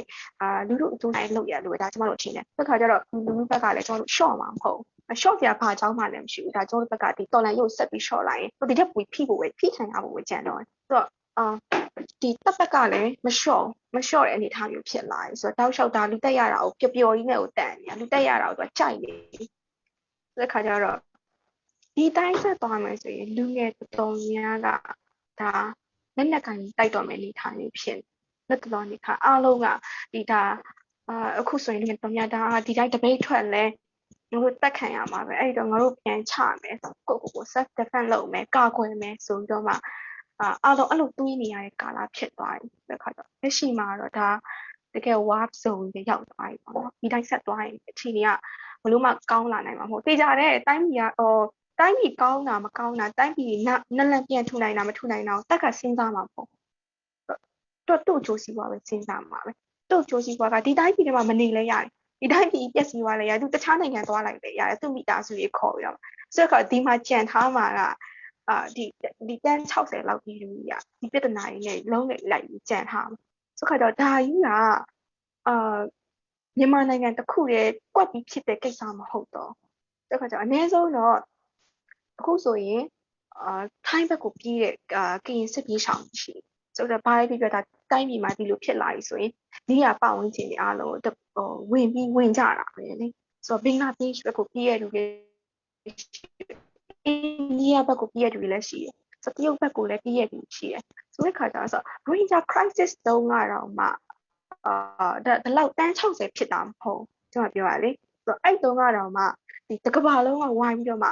ဝင်ပါရတဲ့အနေအထားဖြစ်တယ်အခုအတန်း60လောက်ရှိတယ်ပြည်လူထုကဆိုတော့တက်ကိုဖယ်လိုက်အောင်တက်ရဲ့နဲ့အသက်အပေါင်းပါတွေဖယ်လိုက်တန်းလေးလောက်ရှိတယ်ဆိုတော့ဒီလူထုကြီးကတခုခုဖြစ်ကျွန်တော်ပြီးမှာပဲပြီးဆိုင်အောင်ပြီးချမှာပဲဆိုတော့အဲ့လိုပဲဖြစ်မလားဒါမှမဟုတ်ဒီတန်း40လောက်ကိုကျွန်တော်ဒီနိုင်ငံထဲမှာဒီစစ်တပ်ကပြစ်တက်သွားတာကိုတစ်ကမ္ဘာလုံးကထိုင်ကြည့်နေပါဒါမေကွန်းထုတ်เสียကိစ္စကြီးဖြစ်လာတယ်ဆိုတော့ပိုကြီးရဲ့ crisis ပဲရှိတော့တယ်ကျွန်တော်တို့အခုဒါစီးရီးယားလိုတောင်ဖြစ်သွားတယ်ဒီပေါ့နော် CRPH ကလည်းပေါ့နော်ဒီသူတို့ချိန်ညာချက်ထုတ်တယ်ဟလားလူတိုင်းကကိုကာကွယ်ပိုင်ခွင့်ဆိုတဲ့ဒါအခွင့်အရေးရှိတယ်ဒါလူအခွင့်အရေးဆိုတာစလုံးမပေါ်ခင်ကတည်းကပေါ့နော်မိမိကိုကာကွယ်တယ်ဆိုတာဟလားဘာသာတိုင်းမှာလည်းဒါကိုလက်ခံတယ်နော်ဒီဘာလို့ဆိုတော့ပေါ့ကိုလာပြီးတော့မတရားအနိုင်ကျင့်ရဲဆက်တတ်တာလားကိုပဲဖြစ်ဖြစ်ကိုမိသားစုကိုပဲဖြစ်ဖြစ်ကိုရဲ့ community ကိုပဲဖြစ်ဖို့လုပ်တယ်ဆိုတာကိုနီးမျိုးစုံနဲ့ပြန်ပြီးတော့တော်လှန်ရမယ်ပေါ့နော်ကျွန်တော်တို့ဟာသဘောတူထားတာပေါ့အားလုံးသဘောတူတာတော့ဒါကဟာ1945ခုနှစ်မှာပြန်ပြီးတော့ဟလာဒီဒုတိယကမ္ဘာစစ်အပြီးမှာဖက်စစ်ဂျပန်နဲ့နာဇီဂျာမနီကျဆုံးသွားပြီးတဲ့နောက်မှာပြန်ပြီးတော့ထောင်ရမယ်ဟိုပေါ့နော်တက်ကပြုပြင်ပြောင်းလဲမှုတွေလုံးဝမရှိတော့ဖက်စစ်တက်နေတယ်ပဲဆက်ပြီးတော့ရက်တည်နေတယ်ပေါ့နော်ဒီတော့ဒီဖက်စစ်တက်ကအာဏာသိမ်းထားတဲ့နိုင်ငံဆိုတော့ကျွန်တော်တို့တနည်းတစ်ပုံပြန်စဉ်းစားကြည့်မယ်ဆိုရင်ကျွန်တော်တို့နိုင်ငံကဖက်စစ်ရဲ့ဟလာဒီဘယ်လိုပြောမလဲဘလို့ occupation ပေါ့နော်ဒီဖက်စစ်ရဲ့ခြေပွားအောက်မှာနေရတဲ့နိုင်ငံဆိုတော့လူထုအကုန်လုံးပေါ့နော်ဘာသာအစုံလူမျိုးအစုံထားကြွတာပေါ့နော်အဲ့ဒီခါမှာမအီတင်စာခုနပြောသွားတယ်ပေါ့လူငယ်တွေကလည်းဒီတိုင်းတော့ပေါ့နော်ဒီစနီတုံးပေါ်မှာခေါင်းကိုချပြီးတော့ခေါင်းဟုတ်လားဒီဓမ္မနဲ့ခုံမဲ့လူကိုလေပင်ကိုဘယ်သူမှဆင်မပေးဘူးလေဟုတ်တယ်မလားနော်ဒီတိုးလေးချက်ကလေးရတော့မှဆင်မပေးဘူးလူဆိုတာတော့ဝေးလို့ပေါ့နော်အဲ့တော့ဒီလက်နက်ကင်ပြန်တိုက်မယ်တိုက်တယ်ဆိုတာနောက်တစ်ခုကကျွန်တော်တို့ကဒီ passive တက်ဆိုတော့သူကဒီဘယ်ပိုကျုပ်လာလားဟုတ်လားဒီတက်ကလက်ကင်တုပ်အနေနဲ့ပဲဆက်ပြီးတော့ရှိမှာပေါ့နော်အဲ့တော့ဒီ Federal Army ကိုထောင်ဖို့လဲတတိုင်းပြည်လုံးကတောင်းတတယ် CRPH ကလည်းပြောတယ်တိုင်းသားတွေဘက်ကလည်းစဉ်းစားတယ်ဟလာလောလောဆယ်အထိတော့အကောင့်ထဲမပေါ်သေးဘူးပေါ့နော်ကချင်တယ်လည်းတိုက်တယ်ဟလာရှမ်းဒီ Yotsat တို့ RCSS ကလည်းတိုက်မယ်ပြောတယ်နောက်ဆုံး Northern Alliance ပေါ့နော် AA တို့ဒီတအန်းမျိုးချစ်အဖွဲ့တို့ကိုကန်တို့ကလည်းတိုက်မယ်ပြောတယ်ပေါ့နော်အဲ့တော့ဒီဟာကိုကျွန်တော်တို့အနေနဲ့ပေါ့နော် ဒီ passive တော်လိုင်းကြီးလုံနေပြီဆိုတော့နီးမျိုးစုံနဲ့တက်တယ်ဆိုတော့ဒီလက်နက်ကင်ပြီးတော့ပြန်ပြီးတော့ခုခံတာကိုဘယ်လိုအမြင်ရှိပါလဲအခုကတတိယမြောက်လွတ်လပ်ရေးတိုက်ပွဲဖြစ်သွားတယ်။ဒါကျွန်တော်တို့တဲ့ဆိုတော့ပထမတစ်ခေါက်လွတ်လပ်ရေးတိုက်ပွဲရှိသွားတယ်။ဆိုတော့1988ကဒါဒုတိယမြောက်လွတ်လပ်ရေးတိုက်ပွဲဆိုတော့ဒါအခု2020ကကျွန်တော်တို့ရဲ့တတိယမြောက်လွတ်လပ်ရေးတိုက်ပွဲဖြစ်သွားတယ်။ဆိုတော့ဒါကျွန်တော်တို့ကိုလွတ်လပ်ခွင့်အတွက်ကိုတိုက်ယူကြတယ်။တိုက်ယူကြတဲ့အခါဆိုတော့နီးစနစ်တကျနဲ့ကျွန်တော်တိုက်ဖို့တော့လိုတာပေါ့ခဏကပြောလို့ကျွန်တော်တို့က Army Federal Army ဖွဲ့ကြမယ်ဆိုရင်လည်းဘလို့စံညိုးနေပုံမှာဖွဲ့ကြမလဲဆိုတဲ့ဟာမျိုးစဉ်းစားဖို့လိုတယ်နောက်တစ်ခုက Constitution ကိုလည်းကျွန်တော်စဉ်းစားဖို့လိုတယ် Federal Constitution ဆိုတော့ Army ဆိုတာကဒီ Constitution နဲ့မှာပါတဲ့ကဏ္ဍတစ်ခုပဲလေဆိုတဲ့ခါကျတော့ဒီနိုင်ငံရေးပြဿနာကိုလည်းကျွန်တော်တို့မကြော်လားဖြစ်ဖို့လည်းလိုတယ်ဆိုတဲ့ခါကျတော့ဒီ Federal Army ဖွဲ့စည်းတဲ့အခါမှာဒီ Federal ရဲ့စံချိန်စံညွှန်းတွေနဲ့ကျွန်တော်တို့ဒီနိုင်ငံရေးရသဘောတူဆွေးနွေးမှုတွေနဲ့နိုင်ငံရေးရညှိနှိုင်းမှုတွေနဲ့ကျွန်တော်တို့ဒါဖွဲ့ပြီးသွားမှာဖြစ်မှာဘာလို့လဲဆိုတော့ကျွန်တော်တောက်လျှောက်ဒီနိုင်ငံရေးရညှိနှိုင်းဆွေးနွေးမှုတွေကအားနည်းခဲ့ကြတာရဲ့နောက်တစ်ခုဆွေးနွေးကြတယ်ဒါပေမဲ့ကျွန်တော်တို့ဆွေးနွေးပွဲပြီးဖြစ်မလာတာမျိုးတွေလည်းရှိတယ်ရှိတဲ့အခါကျတော့ကျွန်တော်ဒီတစ်ခေါက်မှာဆိုရင်တော့Federal Army ဖွဲ့ရဆိုရင်တော့ဒါကျွန်တော်တို့ Federal Constitution အရာကဒီနိုင်ငံရေးအရာသဘောတူညီချက်အရာကဒါကျွန်တော်တို့တေချာညှိနှိုင်းဆွေးနွေးဖို့လိုတယ်လို့ကျွန်မထင်တယ်နောက်တစ်ခုကဒီနိုင်ငံရေးဘောင်ကိုပုံချဲ့ခိုင်းစေချင်တာပေါ့နော်ကျွန်မကဒါဒီချိန်ဒီမှာတော့ဒီနိုင်ငံရေးဘောင်ကလည်းပုံဖြစ်လာဖို့လိုတယ်လို့ကျွန်မမြင်တယ်တိုက်ကြတော့မယ်လို့ဘာလို့စဉ်းစားကြတဲ့အခါကျတော့စဉ်းစားကြလဲဆိုတဲ့အခါကျတော့နိုင်ငံရေးဘောင်ကလည်းထင်တယ်လို့မလိုက်လာနိုင်ဘူးလို့ကျွန်မထင်ဆိုတဲ့အခါကျတော့မှ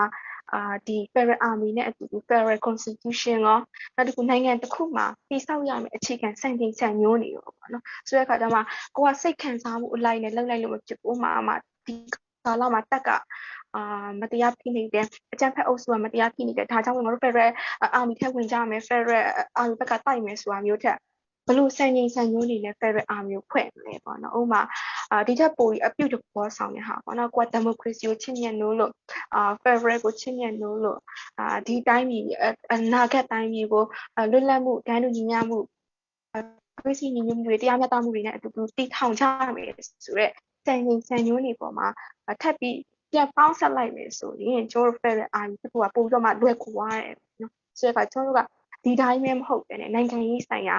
အယူဆတွေအတွေးခေါ်တွေ constitution တွေပါလာဖို့လိုလာတယ်ပေါ့နော်ဆိုတော့ဒါမှလည်းကျွန်တော်တို့တိုက်တဲ့အခါမှာစစ်ရေးအရာကောနိုင်ငံရေးအရာသဘောတရားရေးအရာကျွန်တော်တို့အတူတူရှင်းလိုက်နိုင်မှာဒါမှမဟုတ်တော့ကိုအပြစ်ကြံထားလို့မရဘူးလို့ဒါကျွန်မထင်ဆိုတော့လောလောဆယ်မှာလည်းကျွန်တော်တို့ဒီဟာကရှင်တွဲသွားဖို့လိုတယ်လို့ကျွန်မထင်တယ်ဟုတ်ဒီ CRPH ကပေါ့နော်ဒီနေ့ April 1 ရက်နေ့ကစပြီးတော့ဒီ2008ခြေဦးပေါ့နော်ခြေဦးကဗမာပြည်သူလူထုအကုန်လုံးကိုဟုတ်လားဒီကဘာအဆုံးအထိဟုတ်လားဒီစစ်ကျွန်ဘဝမှာဆက်ပြီးတော့ကျွန်တပေါက်ဇက်သွင်းတဲ့ခြေဦးပေါ့နော်ဒီခြေဦးကိုဖျက်တယ်လို့ကြေညာလိုက်တယ်ကျွန်တော်တို့မနေ့တော့ကလည်းလန်ဒန်မှာပေါ့နော်ကျွန်တော်တို့ဒီ88တုန်းကမျိုးဆက်3-4ယောက်ပေါ့နော်အားလုံးကျွန်တော်တို့ကတော့ G generation Z နောက်တစ်ခါဒီမျိုးဆက်သစ်တွေကိုကျွန်တော်တို့ကဟလာအနောက်ကပံ့ပိုးတဲ့အဆင့်ပဲကျွန်တော်တို့မှာရှိပါတယ်ဟလာဒါတဘာဝအရာမျိုးဆက်သစ်တွေကဥဆောင်အောင်မှာပဲလေကျွန်တော်တို့ကအနောက်ကနေပြီးတော့ဟလာအတွေ့အကြုံရမှားခဲ့တာကိုဟို share လုပ်ပေးမယ်လိုအပ်တာကိုကျွန်တော်တို့ကဟိုပေါ့နော်ဒီပခုံးနဲ့ထမ်းပေးမယ်ဒါပေမဲ့ထိတ်မှတက်ပြီးတော့အသက်ကိုစွန့်ပြီးလောက်တာ generation Z နောက်တစ်ခါမှ Ethan စာမောင်တို့ဟိုပေါ့နော်2010က music တွေပေါ့နော်အဲ့တော့ဒီအောင်ကျွန်တော်တို့က symbolically ပေါ့ကျွန်တော်တို့မီးရှို့တယ်နော်မီးရှို့ဗမာပြည်မှာလည်းရှို့တယ်မုံရွာမှာလည်းဒီနေ့ရှို့တယ်ဟုတ်လားတပြည်လုံးမှာရှို့တာနော်ရှို့ရဆိုတဲ့အခါကျတော့ဒါဒီခြေဦးရဲ့ဇလန်သိမ်းသွားပြီပေါ့နော်ဒီခြေဦးကိုအခြေခံပြီးတော့ဟိုပေါ့နော်ဒီလိုမျိုးပေါ့တရားဝင်မှုရှိတယ်ဆိုတဲ့အမြင်ကိုဘယ်လိုမြင်တယ်လဲတချို့အစာမကြေတဲ့အထဲမှာလည်းအဲ့ဒါတွေရှိသေးတယ်လေပထမပိုင်းကပြောကြတယ်ဟလားခြေဦးကိုဖျက်လို့မရဘူးခြေဦးဖျက်လိုက်လို့ရှိရင်ရွေးကောက်ပွဲရဲ့ရလကပြတ်သွားမယ် mandate ပြုတ်သွားမယ်ပေါ့နော်အဲ့ဒါအခုလောလောဆယ်မှာတော့အဲ့ဒါကဟိုအဲ့ဒီအယူဆမှိန်လာပြီပေါ့နော်ဒါပေမဲ့မှိန်လိုက်တာကိုကျွန်တော်တို့ကဒီဟာကိုတတ်ကိုဖြစ်လိုက်ရမှာလေအဲ့တော့အဲ့ဒီဟာနဲ့ပတ်သက်ပြီးတော့ဘယ်လိုပြောပြချင်ပါလဲ ဒီ2008ချင်းကိုဖြတ်လိုက်ပြီဆိုတဲ့အကြောင်းဒါကြေညာချက်ထုတ်တယ်ပေါ့ကျွန်တော်တို့ကြိုးစိုးတယ်ဒါမျိုးကဖြစ်တင်တာကြာတယ်ဘာလို့လဲဆိုတော့ဒီချင်းကိုဖြတ်ဖို့အတွက်ပြင်ဖို့အတွက်အစားထိုးဖို့အတွက်ဆိုတော့ကျွန်တော်နိုင်ငံရေးလောကထဲမှာဖြစ်ပေါင်းများစွာကြိုးစားခဲ့ကြတယ်လွန်ခဲ့တဲ့10စုနှစ်ပေါ့နော်ဆိုတော့10စုနှစ်မှာကျွန်တော်အသေးအတန်ကြိုးစားခဲ့ကြတယ်ဒါဖြစ်မလာဘူးပေါ့နော်ဆိုတော့ဒါဒီတော်လိုင်းကြီးမှာဒါကောင်းမွန်တဲ့တိုးတက်လာခြင်းပဲပေါ့ကျွန်တော်တို့မြင်တယ်ဆိုတော့ဒါတွေမကဘူးလူထုကဘာပြောလာလဲဆိုတဲ့အခါကျတော့ Federal ဆိုတဲ့စကားတွေပါပြောလာတယ်လက်ခံလာတယ်သဘောတူလာတယ်တဲ့အခါကျတော့ကျွန်တော်တို့ debate စအုပ်ချင်းတုန်းကကျမဆိုdebate စပြီးတော့6ရက်မြောက်နေ့မှာ6ရက်မြောက်လောက်နေ့မှာကျွန်တော်ကဒီအကြံပြုချက်တွေပေးထားတာမျိုးရှိတယ် CCRPH ကိုလည်းအကြံပြုချက်ပေးထားတာမျိုးရှိတယ်ဒီ constitution နဲ့ပတ်သက်ပြီးဖြတ်သိမ်းဖို့ဒီ Federal ကိုအာမခံပေးဖို့နောက်တစ်ခုကနိုင်ငံတကာတန်တမန်တွေနဲ့ပတ်သက်ပြီးတန်တမန်တွေလဲပေးဖို့ဆိုတဲ့ကိစ္စမျိုးတွေပါနောက်တစ်ခုကတိုင်းပြည်ပြည်ပြုလို့တော့အမြန်ခေါ်ပေးဖို့ဒီပါတော့ဒီကြားဖြတ်အစိုးရဖွဲ့ပေးဖို့ဆိုတဲ့ကိစ္စမျိုးတွေကျွန်မအဲ့ကလေးကစပြီးတော့မှအကြံပြုထားလို့ရှိတယ်အိတ်ဖွင့်ပေးစာလည်းပေးထားတယ် CRPH ကိုအဲ့တော့ပြရတယ်ဆိုတော့ဒီချင်းတွေကတော့ဒီဘာပဲပြောအချိန်ခိုက်ဖြစ်လာတယ်လို့ပဲကျွန်မမြင်တယ်ဒီတိုင်းချက်သွားမယ်ဆိုရင်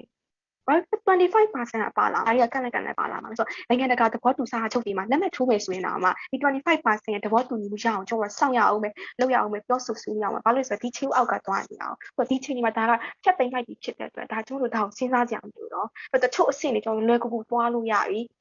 ပိုပြီးတော့မှမြန်ဆန်သွားတဲ့အဆင့်တွေသွားလို့ရပြီပေါ့နော်ဆိုတော့နောက်တစ်ခုကဒါနိုင်ငံရေးဓမ္မတွေရဲ့စဉ်းစားတွေးခေါ်မှုနဲ့အရင်သက်ဆိုင်နေပြီကျွန်မထင်တယ်ဆိုတော့နိုင်ငံရေးစိတ်ဆန္ဒနဲ့စွန့်စားနိုင်မှုပေါ့နော်စွန့်စား risk ယူနိုင်မှုစွန့်စားနိုင်မှုနဲ့နိုင်ငံရေးအရာအခြေအနေရတိုင်မီကိုက်မှုနဲ့လည်းပုံသက်ဆိုင်သွားဆိုတဲ့အခါကျတော့ကျွန်မအရှိမပြောခဲ့တာအများကြီးကျ original crisis ဖြစ်တော့ကလည်းကျွန်မပြောခဲ့တယ်ဆိုတော့တိုင်းရင်းသားတွေနဲ့ပတ်သက်တဲ့ဒီပြဿနာတွေတက်တော့ကလည်းဒါကျွန်မပြောခဲ့တာအဓိကနိုင်ငံရေးဓမ္မတွေဥဆောင်သက်ဆိုင်ဆိုတော့ကျွန်တော်တို့ကအာဏာလက်ရှိမဟုတ်ကျွန်တော်တို့ကဒီအာဏာရဲ့အမှတ်လည်းမဟုတ်ဆိုတော့ကိုကလွတ်တော်တဲ့ဝင်အောင်တိုက်ခိုက်ဖြစ်နေဝင်ရမှာဆိုတဲ့အခါကျတော့လက်ရှိအာဏာလက်ရှိမဟုတ်ဘူးဆိုတော့အာဏာလက်ရှိနေတဲ့လူတွေကဒီနိုင်ငံကိုဘယ်လိုပုံဖော်ခြင်းလဲဆိုတာနဲ့သက်ဆိုင်ပါတယ်ဆိုတော့ပြဿနာတစ်ခုဖြစ်တဲ့ခါမှာဆိုတော့ကိုကဘယ်လိုမြင်လဲဆိုတော့မှကိုကကချင်ဖြစ်လို့ကချင်အမြင်နဲ့မြင်လိုက်တယ်ကိုကဗမာဖြစ်လို့ဗမာအမြင်နဲ့မြင်လိုက်တယ်ကိုကရှမ်းဖြစ်လို့ရှမ်းအမြင်နဲ့မြင်လိုက်တယ်ဆိုတာထက်ဟုတ်ပါကိုယ့်ရဲ့တန်ဖိုးထားကိုလမ်းမှုပဲဖြစ်ဖြစ်တရားမျှတဝေဖြစ်ဒန်းညံဝေဖြစ်နောက်ဒီမိုကရေစီကိုချင်းတယ်လို့ Federal ချင်းတယ်လို့ဆိုတော့ဒီလိုအခြေခံစံတန်ဖိုးထား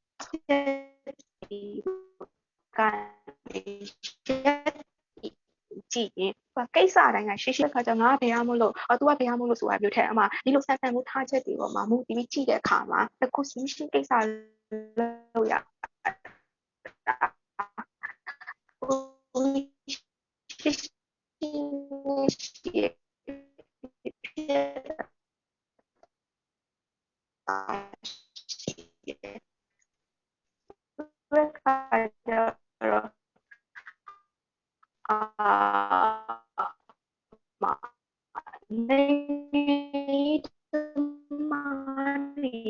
ပုံဖော်မှုနဲ့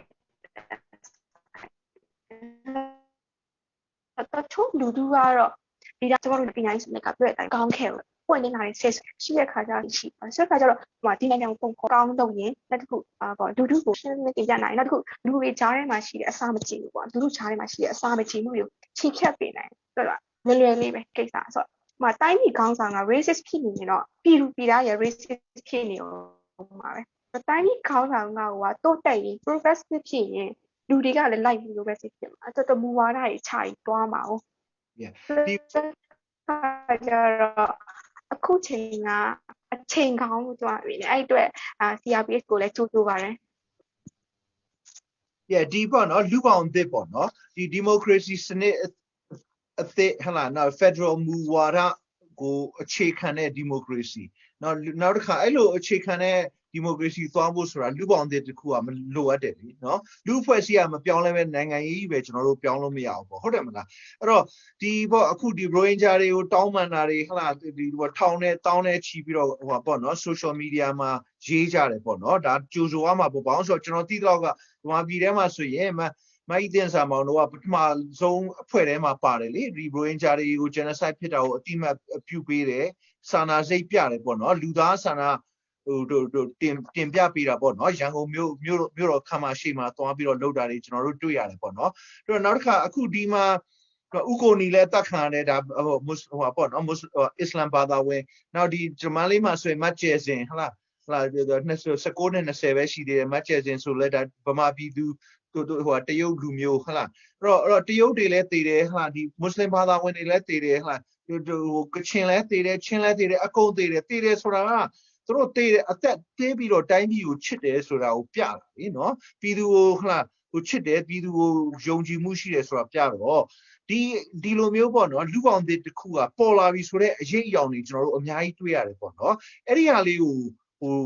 ုပေါ့နော်မအီတင်စာမောင်ရဲ့အမြင်သုံးသပ်ပေးပါဘာလို့လဲဆိုကျွန်တော်တို့ကဒီတော်လိုင်းရေးလုပ်တဲ့အခါမှာဒီပေါ့အရင်တော့ကပေါ့နော်ဒီအပုတ်အသိုးသဘောမျိုးပေါ့နော်အမြင်နေနဲ့ကျွန်တော်တို့ဆက်သွားလို့မရဘူးပေါ့နော်နောက်တစ်ခုကတော့နောက်ဆုံးအနေနဲ့ကတော့ဒီအခုတော်လိုင်းရေးဖြစ်ပြီဆိုတဲ့အခါကျတော့ဒီလာ Federal Democracy ကာလကိုမရောက်ခင်လွတ်လပ်ရေးမရခင်မှာဘလို့ကာလမျိုးကြီးကိုကျွန်တော်တို့ဘလို့ခါမျိုးကိုကျွန်တော်တို့ဖြတ်မဲ့အနေထားကိုရောက်နေပြီတလေဟုတ်လားဒါခုနပြောရရှင်းနေတာကျွန်တော်တို့ပြည်တွင်းဟိုစစ်အကြီးကျယ်ဖြစ်နေပြီเนาะဒါနေရာတိုင်းမှာဖြစ်နေပြီအသွင်တွေအများကြီးရှိတယ်အဲ့ဒါလေးကိုနှစ်ခုပေါ့เนาะတစ်ခုကတော့ဒီအားလုံးပေါ့လူလိုမြင်တဲ့လူပေါင်းတဲ့နောက်ဒုတိယတစ်ခုကကြတော့ဒီဟိုပေါ့เนาะစစ်ဖြစ်တဲ့ကာလတစ်ခုမှာဒီပေါ့နော်ဘယ်လိုဒုက္ခတွေရောက်နိုင်နေလဲဒါဒီတော်လိုင်းရေးလုပ်တယ်ဆိုတာကျွန်တော်တို့ကဒီနှင်းစီပန်းတွေဟိုပေါ့နော်ချပေးထားတဲ့လမ်းကိုရှောက်တာမဟုတ်ဘူးလေနော်နောက်ဆုံးတစ်ခုကတော့ဒီတော်လိုင်းရေးကာလဟလာမှာပဲဖြစ်ဖြစ်တိုင်းပြည်ကိုထူထောင်တာပဲဖြစ်ဖြစ်ခေါင်းဆောင်တယောက်တည်းပါတီတယောက်တည်းပေါ်မှာအခြေခံပြီးတော့ကျွန်တော်တို့ဟုတ်လားဒီတီဆောင်လို့ဟိုရမယ့်နိုင်ငံရေးမျိုးဟိုရှိပါမလားနော်ဒါအတွေ့အကြုံရနည်းနည်းပြောပြပေးပါအားလုံးသိအောင်ပေါ့နော်အဲ့ဒီသုံးခုပြီးလို့ရှိရင်တော့ကျွန်တော်တို့နားလိုက်မယ်နော်အခုကဒါကျွန်တော်တို့အစိုးရအကောင့်လို့ပြောရမှာပဲအစိုးရအကောင့်ကဒါအားလုံးတစ်နိုင်ငံလုံးကပြန်လည်ညီညွတ်သွားကြပြီပေါ့နော်ပြန်လည်ညီညွတ်သွားပြီမာနာရှိရဲ့ကိစ္စတွေအားလုံးကိုလည်းပြန်ပြီးတောင်းပန်ကြပြီဆိုတဲ့အခါကျတော့အရှိသွားမယ့်ကိစ္စတွေအားလုံးကိုလည်းပြန်ပြီးအချင်းချင်းပြန်ပြီးတိုင်ပင်ကြပြီးဆွေးနွေးကြပြီဒါအစိုးရအကောင့်ဒါပြကျွန်တော်တို့ဒီညီညွတ်ရေးပြန်ရှာနိုင်တာပေါ့ဒီကြားထဲမှာကျွန်တော်တို့ကွဲပြားနေတဲ့ကြားထဲကနေဘယ်သူကွဲပြားမှုတွေကြားထဲကနေကျွန်တော်တို့ညီညွတ်ရေးပြန်ရှာနိုင်ခဲ့ပြီပေါ့ဒါအရန်ကောင်းတဲ့ကိစ္စဆိုတော့ဒါအရှိကတောက်လျှောက်လုပ်လာခဲ့တဲ့သူတွေကလည်းဒါအတွက်မျောလင့်ပြီးလုပ်ခဲ့ကြတာပဲလေဆိုတော့ဒါကျွန်တော်တို့ဒါကိုယ့်အိမ်မက်အကောင့်ထဲပေါ်လာတယ်ပြီးတော့ဒါကျွန်မထင်တယ်ဆိုတော့ကျတော့ပို့ပြီးတော့လည်းအားတက်တာပေါ့ဆိုတော့အားလုံးကလူမြန်လာတယ်နောက်တစ်ခုကတက်လုံးကဒီတိုင်းရင်းသားတက်တွေဆိုရင်လူမျိုးစုတက်တွေကိုဆိုရင်မှာတပုံတို့အချမ်းဖက်သမားတို့ဒီတောင်ချမ်းတွေကိုခေါ်လာတဲ့ကြားတွေကနေအခုဆိုရင်ဒါရှေ့တန်းမှာရောက်နေတဲ့ KN ရဲဘော်တွေအတွက်ဆူတောင်းပေးတာမျိုးရှိလာတယ်။နောက်ရှေ့တန်းမှာရောက်နေတဲ့KNU ရဲဘော်တွေအတွက်ဆူတောင်းပေးတာမျိုးရှိလာတယ်။နောက်ဒီတိုင်းရင်းသားတွေပေါ်မှာစာနာကြောင်းပြတာမျိုးရှိလာတယ်။ဒါတကယ်စိတ်ရင်းနဲ့ပြတယ်လောက်ရက်ပြီပေါ့နော်။ဆိုတော့ဒါအစိုးရအကောင်ပဲဒါကျွန်တော်တို့ရှေ့ဆက်သွားဖို့အတွက်ညှော်ရင်းချက်ပေါ့နော်ကျွန်တော်တို့နိုင်ငံတည်ထောင်ဖို့ကျွန်တော်တို့ Federal တိုင်းပြည်တည်ထောင်ဖို့အတွက်ဒါချိန်လန်းနေလို့အဲ့တော့ကျွန်တော်တို့မြင်နေပေါ့နော်ဆိုတော့အစိုးရပါလဲဆိုတော့လက်တလောကစစ်ဖြစ်နေတယ်ဆိုစစ်ဖြစ်နေတယ်ဒါစစ်အသွင်ဆောင်သွားပြီပေါ့နော်ဒါရန်ကုန်မန္တလေးမှာလည်းစစ်အသွင်ဆောင်သွားပြီနေမှာလည်းစစ်အသွင်ဆောင်သွားပြီဒေတာအားလုံးမှာဒါကျွန်တော်တို့ကဖြိုခွင်းပုံကြီးအားလုံးကလည်းတူတယ်ဒါစစ်တပ်ရဲ့လောက်ကင်ပုံကြီးအားလုံးကလည်းသူရဲ့ခါတော့ဒါတနိုင်ငံလုံးမှာဒါစီးရင်စစ်အသွင်ဆောင်သွားပြီဒါဒီတက်မတော်လို့အယောင်ဆောင်ထားတဲ့အညီခံထားတဲ့အကြမ်းဖက်အုပ်စုနဲ့ဒီလူထုရဲ့ဒါတိုက်ပွဲပေါ့နော်ဒါကျမတို့ထင်ရှားသွားပြီစစ်အသွင်ဆောင်သွားတဲ့ကိစ္စဖြစ်တဲ့အခါကျတော့စစ်ကတော့လူတွေရဲ့ပခုံးပေါ်မှာရက်ချစ်တာလူထုရဲ့ပခုံးပေါ်မှာရက်ချစ်ဆိုတော့ခဏကကျွန်မအရှိမပြောခဲ့ပြီးတယ်ဆိုတော့ဒီတိုင်းပြည်ချိန်မပျက်စီးသွားရင်နော်တဲ့ရဲ့ထိတ်ပိုင်းခေါင်းဆောင်ရ cue ဆိုင်ဒီတော့လုံးဝ cue ဆိုင်သူတို့ကပတ်စံရှိတယ်စီးပွားရေးရှိတယ်အချိန်ကြီးဖုတ်ဖက်ခါပြီးတခြားနိုင်ငံထသွားနိုင်လို့ရတယ်ဆိုအဲ့လိုထသွားရင်လည်းသူတို့လက်ခံမဲ့နိုင်ငံတွေရှိတယ်အဲ့သူတို့ကဒါကို cue ဆိုင်ဆိုကြံခဲ့မှာကကျွန်တော်တို့လုပ်ရမှာကျွန်တော်တို့မှရအောင်လို့ကျွန်တော်တို့ပြည်ပြောင်းလဲရမှာဆိုတော့ ဒီတိုက်ပွဲအောင်ခဲ့တယ်ဆိုရင်တော့မှဒါဒီပြည်တွင်းစစ်ကာလမှာဖြစ်ခဲ့တဲ့အကျိုးဆက်တွေအားလုံးဒါကျမတို့ကပြန်ပြီးပြင်ရမှာပေါ့စစ်ကြောင့်ဖြစ်မှာတော့ပျက်စီးဆုံးရှုံးမှုတွေအဓိကအားဖြင့်တော့လူတွေရဲ့စိတ်ဒဏ်ရာတွေပေါ့နော်စိတ်ဒဏ်ရာတွေကိုလည်းကျွန်တော်တို့ခုစားပြရအောင်ဆိုပြစ်စားတော့လောက်တယ်ဒါပေမဲ့လူတွေမှာကြံခဲ့တဲ့စိတ်တရားကောင်းတွေအပေါ်မှာကျွန်တော်တရားမျှတမှုပြန်ပေးရမယ်ဒီလူတရားမျှတမှုပေါ့နော်ဒါပြန်ပေးရမယ်အနေထားမျိုးရှိတယ်ဒါကြီးကကျွန်တော်လုပ်ရမယ့်ကိစ္စတွေအများကြီးပေါ့ဆိုတော့အဲ့လိုပဲအာဏာရှင်ကတော့ဒါကျွန်မကဒီစိတ်ပြအားရအောင်ပြောတာတော့မဟုတ်ဘူးအာဏာရှင်ဆိုတာကဘယ်တော့မှလည်းအရှင်မထွက်ဘူးဒါလူတို့ထောင်မှာပြောခဲ့အာဏာရှင်ဆိုတာအရှင်မထွက်ဘူးအဲ့လိုပဲဘယ်တော့မှခဏလေးနဲ့လာပြီးခဏလေးနဲ့ဆင်းသွားတယ်ဆိုတာမရှိဘူးဒါကျွန်တော်ရည်ရှိတိုက်ပွဲရည်ရှိသွားမယ်တိုက်ပွဲဆိုတော့ဒါကျွန်တော်တို့ဒီထက်ပိုပြီးအားသင်ထားဖို့လိုတယ်နောက်တစ်ခုကအချင်းချင်းနားလည်မှုရှိကြဖို့လည်းလို့ဆိုတော့ဒါကဒီချိန်နေရကောင်းရင်လည်းအားလုံးအတူတူဆန်မယ်ဆိုရင်လည်းအားလုံးအတူတူခံရမယ့်အချိန်ဖြစ်သွားဆိုတော့ကျွန်တော်တို့စိတ်ဝမ်းကွဲနေလို့မရအောင်တစ်ခါတော့အခုချိန်စီတက်ကဒီလူတို့ကိုစိတ်ဝမ်းကွဲစီရဲ့နီးလန်းနေတုံးတယ်တဲအိတ်ဒီဖယ်ခိုင်းတာတို့အကာစီဖယ်ခိုင်းတာတို့လမ်းမှာရှိတချို့ကားတွေဖြတ်စီသွားတာတို့ဘာလို့ဆန္ဒပြရတဲ့လူကြီးကြောင့်ဖြစ်တယ်ဆိုမှတက်ကလိမ့်လုံးလောက်ထားတာရှိတယ်လေဆိုတော့တချို့တွေလည်းဒီပေါ်မှာစိတ်ဆိုးကြတာမျိုးရှိတယ်စိတ်ဆိုးတော့မှတချို့ဆန္ဒပြရတဲ့လူတွေပေါ်နည်းနည်းအမြင့်ဆောင်တာမျိုးတွေရှိတယ်ဆိုတော့ကျွန်တော်တို့ဒါမျိုးမဖြစ်ခိုင်းစေချင်ဒီချိန်ဒီမှာကျွန်တော်လွတ်မြောက်သွားရင်အကုန်လွတ်မြောက်သွားမှာမလွတ်မြောက်ဘူးဆိုလည်းအကုန်ခံရမှာအာဏာရှင်ကတော့ဘယ်သူမှကွက်ပြီးတော့မှပေးမှာမဟုတ်သူနဲ့တင့်တော်ရလူတွေအားလုံးပဲသူတို့လက်ပစုပ်စာလူပဲဒါကြီးစိုးသွားမယ်ကိစ္စဆိုတဲ့အခါကျတော့ဒီချိန်မှာကျွန်တော်အားလုံးကငါတို့အားလုံးကအတူတူရုန်းကန်နေရတယ်ဆိုတဲ့စိတ်ထားမျိုးထားနိုင်ဖို့လိုရဲလို့ကျွန်မထင်တယ်ဒါစစ်ပွဲကာလကြီးဖြစ်နေတဲ့အခါကျတော့ဒီလိုပဲကျွန်တော်ကလူတို့ကကူညီလူတို့ကပြန်ဆောင်ရှောက်ဒီလိုပဲကျွန်တော်တို့ပြန်လုပ်ရအောင်ကျွန်တော်တို့မှာအားကိုးစရာဆိုတော့ကျွန်တော်တို့ပဲရှိတယ်ကျွန်တော်တို့မှာအချင်းချင်းမကူညီရင်ဘယ်သူလာကူညီမှာလဲရဲလည်းမရှိဘူးစစ်သားလည်းမရှိဒါကျွန်တော်တို့ဖြက်စီဖို့လာတယ်ကျွန်တော်တို့ကူညီဖို့လာမဟုတ်ဘူးလို့ဆိုတော့အဲ့လိုပဲနိုင်ငံရေးစနစ်မှာလည်းအဲ့တိုင်းပဲဆိုတော့ရှေ့မှာကျွန်တော်တို့ဆယ်စုနှစ်တစုစာကျွန်တော်တို့သင်ခန်းစာယူစရာအများကြီးရှိတယ်ဆိုတော့ကောင်းတာတွေလည်းရှိတယ်ဆိုးတာတွေလည်းရှိတယ်ဆိုတော့ကျွန်တော်တို့ရှေ့ကဆိုးရပါတော့လူငယ်တဲ့ဆယ်စုနှစ်မှာအဲ့လိုဒီလိုပဲအစိုးရမှာတော့ဒီလုံနီးကိုင်းတွေမားတာတွေလည်းရှိတယ်ပန်တာတွေလည်းရှိတယ်ဆိုတော့လူထုကကျင်းနဲ့အားရတာတွေလည်းရှိတယ်မကျင်းတဲ့တာတွေလည်းရှိတယ်ဆိုတော့အထူးသဖြင့်လွတ်လပ်ခွင့်နဲ့ပတ်သက်တဲ့ကိစ္စเนาะဒီလွတ်လပ်စွာထုတ်ဖော်ပြောဆိုခွင့်နဲ့ပတ်သက်တဲ့ကိစ္စတော့ဒီနောက်တစ်ခုဖက်ဒရယ်နဲ့ပတ်သက်တဲ့ကိစ္စတော့အမျိုးသားရင်ကြားစေကိစ္စပေါ့เนาะငင်းချင်းရေးကိစ္စတွေနောက်စီးပွားရေးကိစ္စတွေမှာဒီကင်တွယ်မှုညံ့ဖျင်းခဲ့တဲ့ဟာမျိုးလေးတွေလည်းရှိတယ်ဒါတွေကရှေ့သွားဖို့ဆိုရင်ဒါကျွန်တော်တင်ငန်းစာယူစရာကျွန်တော်တို့အတွေ့အကြုံရှိပြီးသွားပြီ10နှစ်စာအတွေ့အကြုံရှိပါတယ်ဆိုတော့ဒီအတွေ့အကြုံပေါ်အခြေခံမှာအစိုးရဖွဲ့တဲ့အခါမှာတော့တိုင်းပြည်တည်ဆောက်တဲ့အခါမှာတို့အားလုံးအတူသွားမှာရဆိုတော့ခဏကတိုက်ပွဲနီးနာတိုင်းပဲနိုင်ငံကိုတည်ထောင်တဲ့အခါမှာလည်းကောင်းရင်အားလုံးအတူတူဆန်းရမယ်ဆိုရင်အားလုံးအတူတူခံရမှာဖြစ်တဲ့အတွက်တို့ကအတူတူငါတို့အားလုံးအတူတူပဲဆိုတဲ့စိတ်ကိုကျွန်တော်ပြန်မွေးဖို့ဆိုတော့ကိုတယောက်ခဲတော်ပြီးထူးချွန်နေုံနဲ့ဘာဖြစ်ကျွန်မတယောက်ခဲတော်ပြီးထူးချွန်နေုံနဲ့ဘာဖြစ်လာကျွန်မတယောက်ခဲဆန္ဒပြနေရမှာလူထုမပါလာရင်အဲ့လိုပဲကိုတယောက်ခဲရှေ့ကခြုံထွက်သွားရင်လည်းကိုတယောက်ခဲပဲကြံခဲ့မှာလူတို့ကမလိုက်နိုင်ဘူးဆိုတော့အားလုံးအတူတူသွားရမယ်နိုင်ငံရေးမှာလည်းဒီတိုင်းပဲသူကလူပဝင်ခြင်းနဲ့တက်ဆက်တဲ့ကိစ္စတွေအကောင့်ထဲပေါ်မယ်ဆိုတဲ့အခါကျတော့ကိုတယောက်တည်းဆုံးဖြတ်တာမျိုးထက်ဆိုင်ရင်ခေါင်းတစ်လုံးနဲ့ဆုံးဖြတ်တာဆိုင်ခေါင်း10လုံးလောက်ဆုံးဖြတ်တာပြီးတော့ဒါပုံပြီးလဲ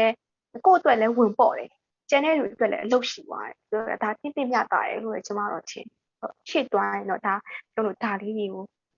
နုံနာယူအတူယူအကောင်းဆုံးကိုကျွန်တော်ပြန်စူးစမ်းရမယ်လို့ကျွန်တော်ထင်โอเคအခုလိုကျေတဝင်းပေါ့နော်ဒီသုံးသပ်မှုတွေဘဝခံစားမှုတွေနိုင်ငံရေးအတွေ့အကြုံတွေရှင်းပြပေးတဲ့အတွက်အလွန်ကျေးဇူးတင်ပါတယ်ကျွန်တော်တို့ကတော့ဒီပေါ့နော်ဒီလူကြီးပိုင်းပဲပြောပါပေါ့နော်ဖြစ်ပြီဆိုတော့ကျွန်တော်တို့ဒီနောက်မျိုးဆက်သစ်တွေကိုကျွန်တော်တို့ကအလွန်လဲဂုဏ်ယူပါတယ်နောက်တစ်ခါတက်နိုင်နေများလဲအားလုံးကထောက်ပံ့မှုဟုတ်လားနောက် solidarity ပေးဖို့ဖြစ်ပါတယ်အဲ့တော့ကျွန်တော်တို့ဒီလောက်နဲ့ပဲကျွန်တော်ရက်လိုက်ပါတော့မယ်ကျေးဇူးအများကြီးတင်ပါတယ်နော်ကျေးဇူးပါရှင်ဟုတ်